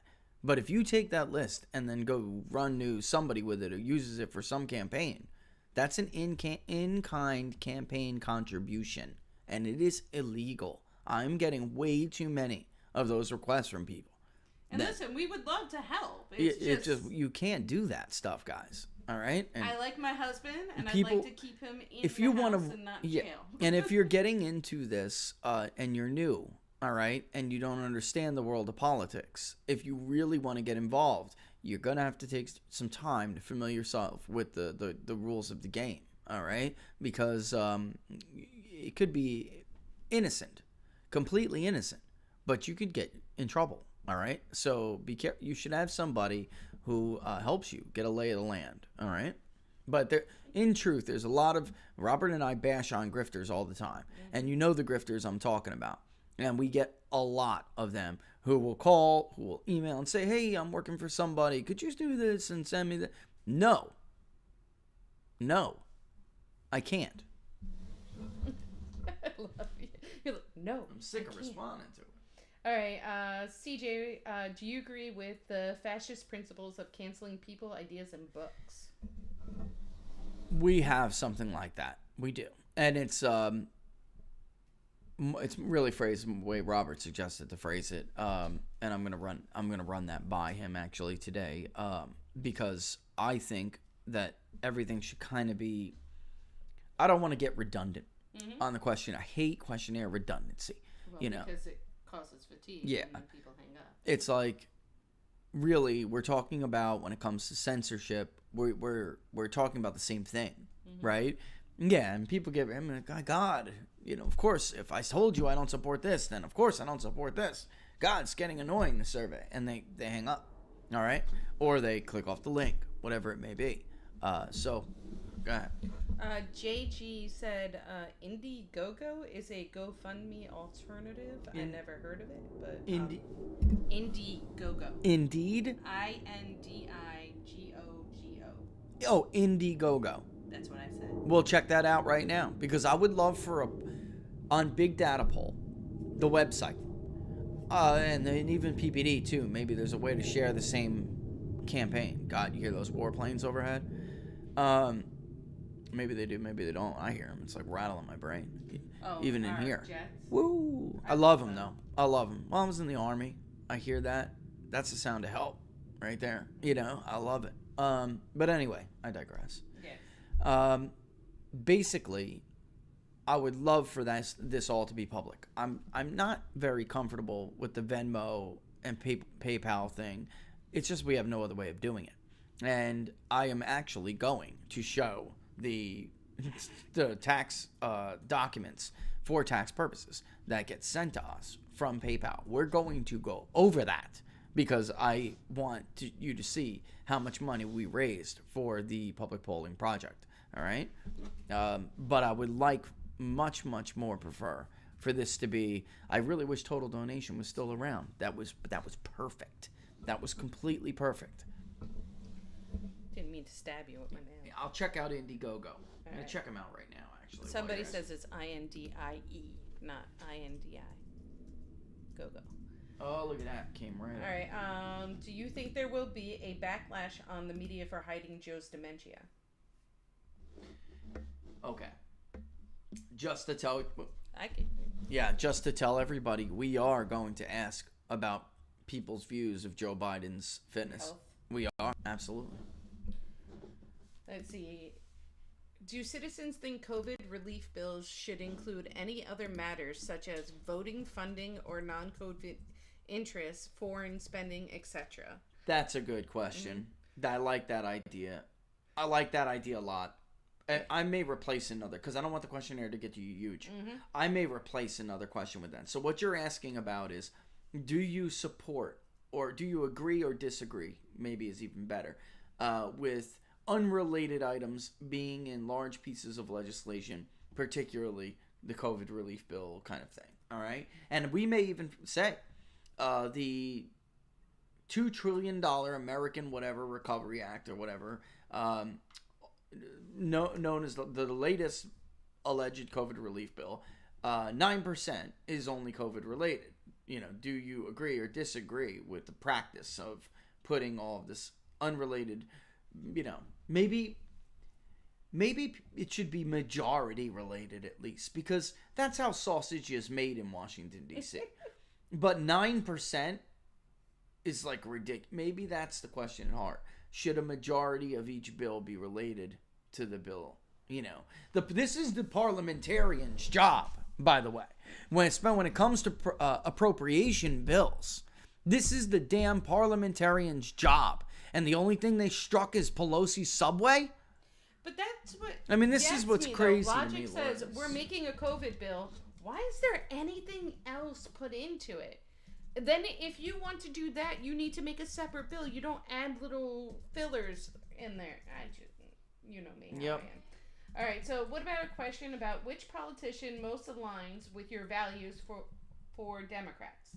Sort of like a gauge to support of the Cuomo, Kamala, AOC, Pelosi factions of the party. Well, I like that one too. I will say this though: you'll have to not just ask for Democrats; you have to ask for everybody. And then what you could do, yeah, I mean that's a bias tainted, approach. Not, it's not you guys. Nothing wrong with it. You guys wouldn't understand it. Sample, you guys wouldn't know that. There's nothing wrong with it. You're gonna ask, of course, from your own viewpoint. But we would ask everybody, and then, like I said before, really, it's a matter of nesting those variables and then taking them out later and saying, okay, we had 400 Democrats. Here is what they picked. We had, whatever down the line. Okay. And with Republicans, you may, you see Donald Trump up there. You see and Republicans are going to overwhelmingly choose Donald Trump. I'm telling you. I have to stop saying I keep saying Bowie wants to know, do you believe immigration should be increased when the percentage of residents in U.S. is in an all-time high? Yeah, well, what we're asking about immigration when 10 million Americans are out of work. Mm-hmm. That's how we're phrasing that. Okay. That's a good one, though. That's a really good one. Do you support education being funded or provided to undocumented in centers at the border while schools, legal citizens are closed? That could be in the education thing or the immigration thing. I'll think about that. Yeah, you know what though? I don't really care. We're gonna do third rail stuff on that. That's interesting. Somebody just mailed me in Mandarin. All right, Vince Locker. Let me think about that one for a second. Yeah, let me think about I'll that. save the question. I see. Yeah, are you gonna save them? Yeah, Okay, because that one definitely save that one. I got you. Vince Locker, why not design a set of questions for policies in general and include everyone, Dems, Republicans, Independents? That's the plan. And conservative policy ideas. Where would most people fall? It wouldn't surprise me if outside of the most ideological. I know how to say it. I just tongue twisted. Folks, which is probably small, that people want a mixture or certain progressive or conservative policies with caveats. Yeah, that's a really good. That is the goal. The only thing is we're limited on space on a questionnaire without blowing this thing up to like a 20-minute, 50-question survey. You want the most relevant policies right now that are in the news, and that is the vision for this monthly survey that I see. approval rating, and then what is relevant in the news but asked correctly. Unlike what the media does. Do you support a pathway to citizenship? Is that really what we're talking about here? We're talking about a pathway to citizenship when 10 million people are out of work. For those who broke the law. For those who broke the law. You want a more humane illegal immigration tolerance policy? Which, by the way, anybody who knows anything about illegal immigration knows that's not humane. The humane way is the strict way. All you're doing is increasing the amount of young girls that are being sexually abused, being trafficked, the amount of drugs that are going over the border. And I mean, Customs and Border Patrol, ICE, they have to tell you that anymore. Just think about the kids and the family ratio. Like, we had kids without mommy and daddy. It was with They were passing the same babies back and forth. Do you remember when they did that sample, the DNA sample? Folks, these are not their children. They're not their children. It was a minority who actually had a child who was related to them. They're passed back and forth between coyotes and used. It's horrible. Used. All right? In any event,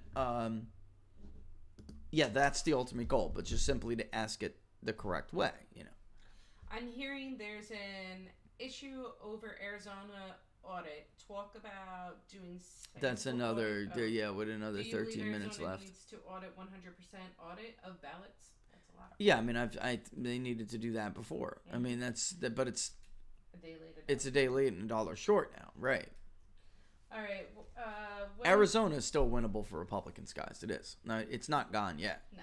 It's not. Especially since you still have people leaving California that are... Look, I know a lot of people say, a lot of too many liberals are coming to my state from Texas, to Texas, that is what kept Texas red. People that are fleeing California are working class whites, and most of them without degrees. They are working class, obviously. That's what I mean, working class. And that's why California is losing population to other states, but they're also losing valuable workers because they... Would you want to live? Would you want to? Would you though? I feel bad for our California friends. I do too. Especially I could remember our friends in Beverly Hills telling us how it was over there. Oh my God. Oh my Lord. Anywho. I'm like, why do you still stay there then? Well, think about it. Hey, it's their home. It's your home. You don't want to. You're hoping that things come back. I've never even seen Beverly Hills. Beverly. I've never seen Beverly Hills. Never saw it. Okay. Tony wants to know, when talking about economics, comparing Trump versus Obama versus Biden, how can we address claims with some evidence that Trump just continued Obama's growth? Number two, in places and areas where it is impossible or unlikely to get populist right-leaning candidates elected, should the base or the Republicans back right-leaning Democrats, blue Republicans, instead of wasting efforts? Well, that's an interesting question, but I do want to just let me answer the first one first. There is, if you go to People's Pundit Daily right now and just type in why Trump, or forget the why, Trump, black, credit. If you just type those three words in there, you're going to get a story that compares the labor market and other economic indicators under Barack Obama and Donald Trump. And I focused for this on black unemployment because that was the question of the time. But you can see it all right there. All the charts, they have all races. And by the way, those charts will be updated right now, and which will further prove my point. All right. And then also there's another one about the U6 unemployment rate. Okay. And that compares Trump and the Obama. That compares Trump and Pence and Obama and Biden. This is why it's not true. None of it is true. Donald Trump, the credit for the black unemployment rate does not go to Barack Obama. Yes, it's true that the headline unemployment rate for blacks and others was falling under Barack Obama. It is not true that it was falling because of a real tight labor market when labor was in demand. all right? And that's why wages weren't growing, because the demand for labor wasn't real under Barack Obama. It was a methodological gimmick that is an artifact of how the Bureau of Labor Statistics conducts the employment situation survey every month. It was a gimmick. Labor force was shrinking, and it was pulling down unemployment for the most part. This is the short answer, even though there's a much more complicated one. When the labor force is increasing, yet unemployment is still falling, that is the sign of a true tight labor market, a strong labor market. That's not what was happening under Barack Obama. It was a methodological gimmick. Under Donald Trump, that is what was happening. And if it's true, if it's real and it's sustained, you'll start to see upward pressure on wage growth. And that is what happened under Donald Trump. And you can see from everything from the Consumer Sentiment Index, from the Survey of Consumers, University of Michigan, to the Consumer Confidence Index from the Conference Board conducted by Nielsen, to the manufacturers' optimism from the National Manufacturers Association, to small business optimism conducted by the National Federation of Independent Businesses. If you just go down the list of all of the indicators that are covered on a monthly basis, the Institute for Supply Management, they're changed their name now. It's the Services PMI, which used to be called the Non-Manufacturing Index. The Manufacturing Index is the PMI. They have two. They're on the Reports on Business. All right? You can see the difference. Clear as day.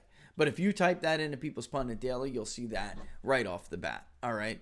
And it will show you in much more detailed fashion that Obama's job growth was not strong. You could also look at GDP growth by state on People's Pundit Daily, and you will see why GDP growth was stronger under Donald Trump. It was than it was under Barack Obama, and it would have been even stronger still. Had Donald Trump been reelected, I firmly believe we would have saw 4%, which is it's a shame, because the housing was coming back. Mm-hmm. And housing is easily 20-25%. Easily. It's a shame. It really is. But we're not going to get that now. All right? We'll get a little bit of lag from Trump, and then the 3 quarters to follow will be ugly. All right? In any event, bottom line, you will see where the GDP growth was coming from. Pennsylvania, Texas, West Virginia, states that had never been growing under Donald Trump, under Barack Obama, and what sectors were fueling that growth, which is also why wages were growing at a much faster pace, and a stronger pace, because goods producing sectors pay working class people more than service sector jobs do. The only one who benefits from a service sector is the professional class. They get higher wages and salaries. But unfortunately, the working class, which is larger than them, does not. So it's the old thing is 2 is greater than 1, right? Mm-hmm. It's really more like 10 is greater than 4, 8 is greater than 2, 4 is greater than 1, because the service sector is providing a small group of people a lot of money. And that's also why the wealth gap increased under Barack Obama and shrunk under Donald Trump. All right? It's just I could go on and on forever about this. The second thing is who you should support. That's your decision, guys. That's on you. I can't tell you what to do with that. I would say, though, that if you are a populist, you're a right-leaning populist, then you should fight everywhere you could possibly fight. Democrats never cede a district. Look, they went after Rick Saccone, all right? Even though that district was going to be redrawn into their favor in a month after that election.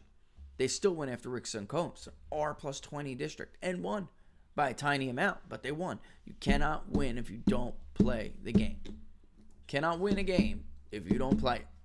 So would I, if I was right-leaning populist, but I didn't think I could beat Joe Manchin, would I support Joe Manchin? No, probably not. Probably not. Joe Manchin is not the moderate he claims to be. No. He doesn't oppose people like Neera Tandem because he's a moderate. Neera Tandem is a nutcase. It's an outrage she was ever nominated to begin with. One person opposing her nomination is outrageous. Mm-hmm. If you followed that woman on Twitter for 4 years, nobody, if you looked at any of her tweets, nobody would confirm that woman. It's not a matter of ideology. She's unstable. She's an unstable, nasty woman, like Donald Trump used to say. So there's just, the truth of the matter is, there aren't any moderate Democrats anymore. I think we need to start putting a test out. Like, you know how you had in the military, are you psychologically sane? Like the question about would you sleep with a monkey? Laura, like, for a security clearance, what you have to go through to get, I'm talking about a higher level SC, right? Mm-hmm. If you want to be in the military or have a clearance or whatever, you have to be fit. In politics, they circumvent that, So from being elected, you get these clearances if you are on these. If you're in a relevant assignment, it's scary it is scary how many people have, like Eric Swalwell, his association with that woman, he's done. He would not get a security clearance. His association with that Chinese spy, he is done. You failed. The FBI denied. That's it. They would find that. You would not get the clearance, and that would be it. But because Eric Swalwell is a congressman who sits on the House Intelligence Committee, he gets to skirt all those rules. That's got to stop. I don't know what else to say. He is not. You should ask a question like that. Do you think? I don't know. Well, that would. Yeah, I don't know. It's tough because I don't like the idea. I never did like the idea of security clearances. It was like these three guys are tasked at the FBI with investigating you. The mentality part of mental fitness. I'm talking about mental fitness. I'm not talking about all the other stuff. Well, some of our founders probably would have failed the test like that. I'll tell you, some of them were off their rocker. Sam Adams. Eccentric. Sam Adams was. He's a criminal, Laura. He was. He my kind of criminal, though. He's my kind of. Oh, look. Sam, they tried to auction off Sam's stuff because he was in debt, and he just showed up. And he was like, I will blow away the first person who bids on my stuff. Hey, love him. I love him. I do. You can't blame he was him. John Hancock's right-hand man. That's what he was. Mm-hmm. I should have got it out. We got to start doing the segments on the books. Yeah, sometimes, though, I go on a thing because somebody asked a question, and I didn't think I was going to answer a question like that, so I don't have the book ready. I have a great letter that talks about that. Mm-hmm. Sam Adams, he was always in debt, or at least he was for a while. He never had any money to speak of, and he lost it all. So it's really kind of a sad story. I mean, he had a personal tragedy. It's very sad, but somebody writing about what he did when they tried to sell his stuff to pay his debts. It is hilarious. I love him. Anyway, it is 12:58. So give me. I was just gonna say, give me what you got. Right, I see them queued up over there. Give me what you got. Where are you, Lady Bell? There you are. What can we do to help Governor Pritzker out and Republican Darren Bailey in? Advise on the sewer Chicago. We are desperate here. Yeah, so look to what in the past has worked, and you may have to tweak it. But the fact of the matter is, I think Bruce Rauner proved without a doubt that a Republican can win that state under the right conditions and if the right things are done. So I don't know if he himself, but you could find people like him. But Rauner went to the Reverend Meeks and he said, look, this state has suffered under Democratic control. This city, because Meeks in Chicago, has suffered under Democratic control for too long. Give me a chance. Give me one term, and we'll, if I don't do right by you, then get rid of me. Well, they did get rid of him because he made a couple of mistakes. But in the end, he got their personal okay. You have to look. Democrats have been embedded in these communities for years. Rauner made a real effort to build relationships with minorities in these depressed urban centers, these violent urban centers. He took the time. It's hard work. It takes a different kind of politicking. If you're not up for it and you're not willing to do it, then holding your breath and hoping that turnout is low in Chicago is not a winning strategy. Okay? Try to use what we call the Rauner model. I mean, he went into the urban centers and asked the religious leaders for their help. And he got it. You can't be afraid of the ghetto, people. You got to I'm stop just being so afraid of the over ghetto. it. You got people. They ain't gonna bite Listen, you. don't be there at 2 o'clock in the morning looking for a bag of rock. That's all right? stupid. But you could go and visit the local religious leader at 8 a.m. I mean, Seriously. call them first. Reach out to people. I hate to say it, but somebody blew something in Detroit that was really bad. Mm-hmm. I mean, you should have reached out to the defeated primary opponent of your inevitable opponent like you were supposed to do. And she was going to point you in the direction of the religious leaders in Detroit. She was going to help you reach black voters. I mean, this is like who a felt boxing slighted. match. Think about it like a boxing match. You watch your opponent fight first before you fight them. You look at their weaknesses. Yeah. You find where they slow down or where their guard is down. This is what you do. You are fighting for that seat. And they take those voters for granted. Yes, and I'm over it. And you can't be afraid. You can't be uncomfortable with this anymore. There's I don't want to say his name, but you know who I'm talking about. Yeah, I know who you're talking about. They were uncomfortable with him and how he acted. Yeah? Well, he would have pulled a ton of votes out of the ghetto for you. Mm-hmm. But you were uncomfortable with him. He didn't speak properly enough for you. I mean, just because their pinkies don't have to go up doesn't make them less people. Sadly, there still is this element in the even though it's a more populist worker Republican Party, there is sadly an element within this party that is like the remnants of the Mitt Romney wing, who looks down on people. Let's get real with this. We know this is true. This is, and by the way, they chased that guy away. I mean, now, he did like Donald Trump, but he wasn't going to go and put his neck on the line and wasn't going to have his people put their necks on the line, in the hair salons, in the nail centers, and then whatever you guys call that, and on church on Sunday, on Bible study on Wednesday. This is what it takes. Talking about black employment is not enough. No. And Bruce Warner humbly went to these people and said, look, I know I'm just some old white guy to you, but what I'm not is a politician. Give me a chance, and if I let you down, you can boot me. But he did almost what Trump's, what the hell do you have to lose? Your kids are killing each other in the streets. Let me try to get them some opportunity. Seriously. Because they have failed you. And this is going to be a never-ending, vicious cycle for your community. Let's, open up dance let's studios, work together let's do YMCAs, to make life better. Big brother, little brother, And by big sister. and by the right, these are the right. things that work. By the way, they were terrified Donald Trump was going to be able to do this. It's all in Podesta's emails. That's why they smeared and tarnished him as a racist immediately, or tried. That's why when people went to Trump Tower during the transition, when he was president-elect, they smeared every black person who accepted Donald Trump's offer to meet. Steve Harvey. Remember what they did to Steve Harvey? They were terrified because of his celebrity and because of his status, and most particularly because among black men, it's like, damn, I want to be Donald Trump.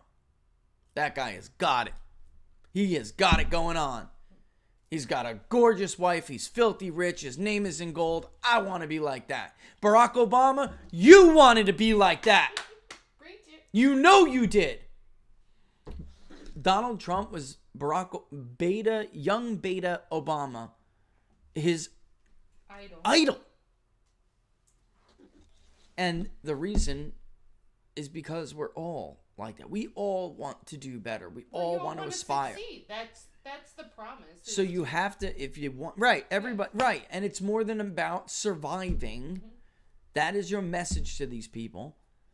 We don't want you to survive. Mm-hmm. EBT is not enough. We want you to thrive. We want you to thrive. Ooh, that's a good We don't want you to survive. We want you to thrive. That's a great campaign slogan right I've there. been saying it too for years. It's like not like, and that's until they really were that. So that's the answer to that question. Yep. All right. So, and your last and final question, because a lot of people were asking about Tim Scott. What is up with Trump endorsing Tim Scott? Doesn't Trump know that Tim Scott was bad-mouthing him behind the scenes? Isn't Trump learning anything? And this isn't just... There's another one, too. Questions. I don't want to even get... I'm not going to... 2 endorsements so far are not good. With Tim Scott, I mean, really, it almost doesn't matter, but in the end, he has that new endorsement now, too. That's McConnell's person. We talked about this a lot on What Are the Odds. The whole first hour of What Are the Odds is about Trump's speech and what it meant in the context of these endorsements and what he could do or who he has around him. That is, look, Mr. President, those endorsements are going to water down in value. Use them wisely. Do not, look, I hate calling out people by name, but he clearly still has people around him telling him that if he plays nice with the establishment, that they'll treat him more fairly when it comes to lawfare and political lawfare. All right? That's not going to happen. Let me end the show with this. No matter what Donald Trump does, says, or how he acts, who he endorses, none of that matters. They don't like you, Mr. President, because you stand for something. All right? You were never invited to the club. You took all the oxygen out of the room and became the belle of the ball. You changed how they even conduct the damn ball. They are going to try to destroy you for that no matter what. It doesn't matter if you play nice with Mitch McConnell. It doesn't matter if you decided not to pardon Julian Assange. It doesn't matter if you decided not to pardon Edward Snowden. It doesn't matter if you endorse Mitch McConnell, his wife, his sister, his brother, his cousin, his next pet monkey. It doesn't matter. They will never treat you fairly because you stand for everything they cannot see come back and come to fruition. Because then we have the truth. They have a crisis of credibility. Mm-hmm. You have to go. Your brand of politics has to go to enable for them to get back to regime stability. And it doesn't matter what you do. So stop listening to the idiots who keep telling you this. Because they're fools. They're in it. They're in your pocket, basically. They're in your... Every time you turn around, they stick their hands in your pocket. And try to lift your wallet. They are not loyal. They're not your friends. They're not even competent. And I'm going to end it with that. The only thing you could ever do... I'll tell you who to call. The only thing... You're right. You could kill somebody on Fifth Avenue. And your supporters still wouldn't give a damn. The only thing you can do to break that bond is to not be true to yourself. And not be true to them. You are the only one who can break that bond. So just remember that the next time you endorse a Mitch Monkey. All right? Moving on. That's to be the end. We'll close out the show with that. On Friday, we will go over the questionnaire. And we'll make sure I didn't miss anything. All right? But then also, I'll tell you some things. This is how big it was, the survey. So maybe some things didn't make the cut. Or, just the way... I always throw everything on there. Then we run it through. We run through. We test it. We see how long it is. It gets even. We run it through a couple of tools to score it for fatigue. Run it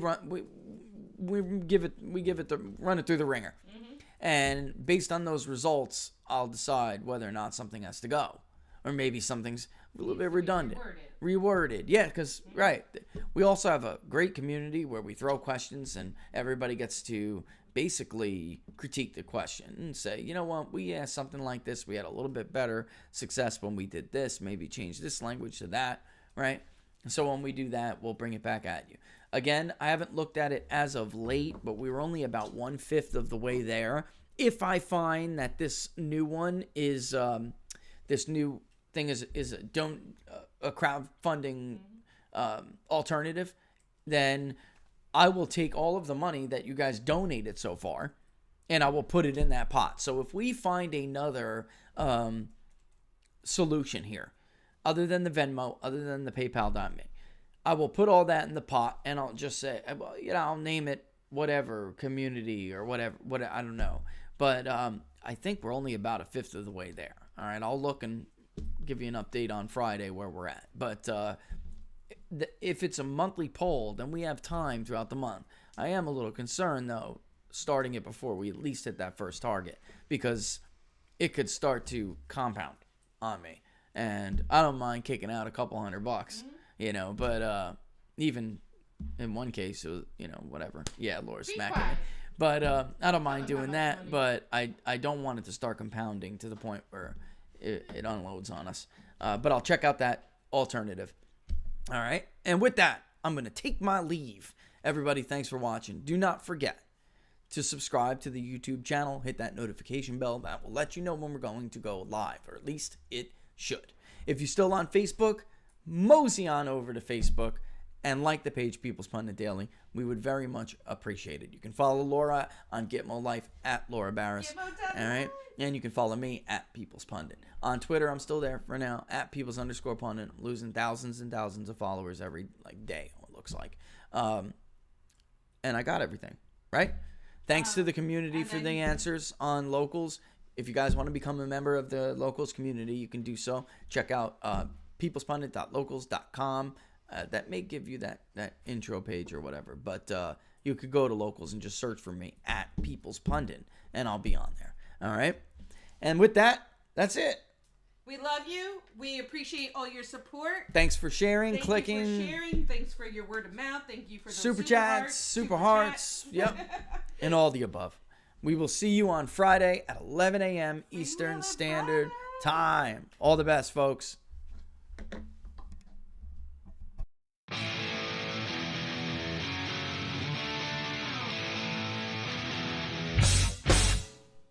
How much you wanna bet that I can get you back inside your head before the summer ends, and spread a little love just for a little fun? I'll make you come back to me before the rise of every sun. Baby, it's meant to be. I know you got a man, but he don't understand. You're gonna be a heartbreaker. You're such a love taker. So just suck me in and you can toss me like a cigarette. 'Cause I just wanna be a bad habit, yeah.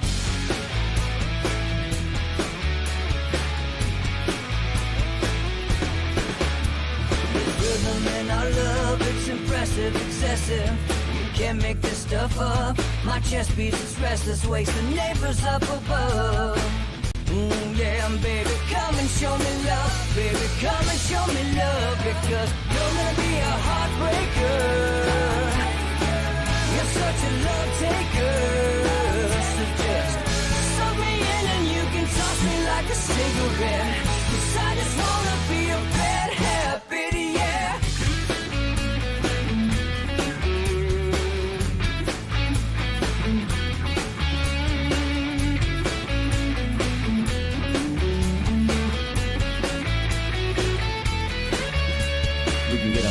Take a one-way ride, steal us away to find a place we can hide. It wouldn't take much to spear for knives to give in to the need and leave it all behind. 'Cause I know that you know that I know that you want me. You told me, now show me, come blow me away. 'Cause I know that you know that I know that you want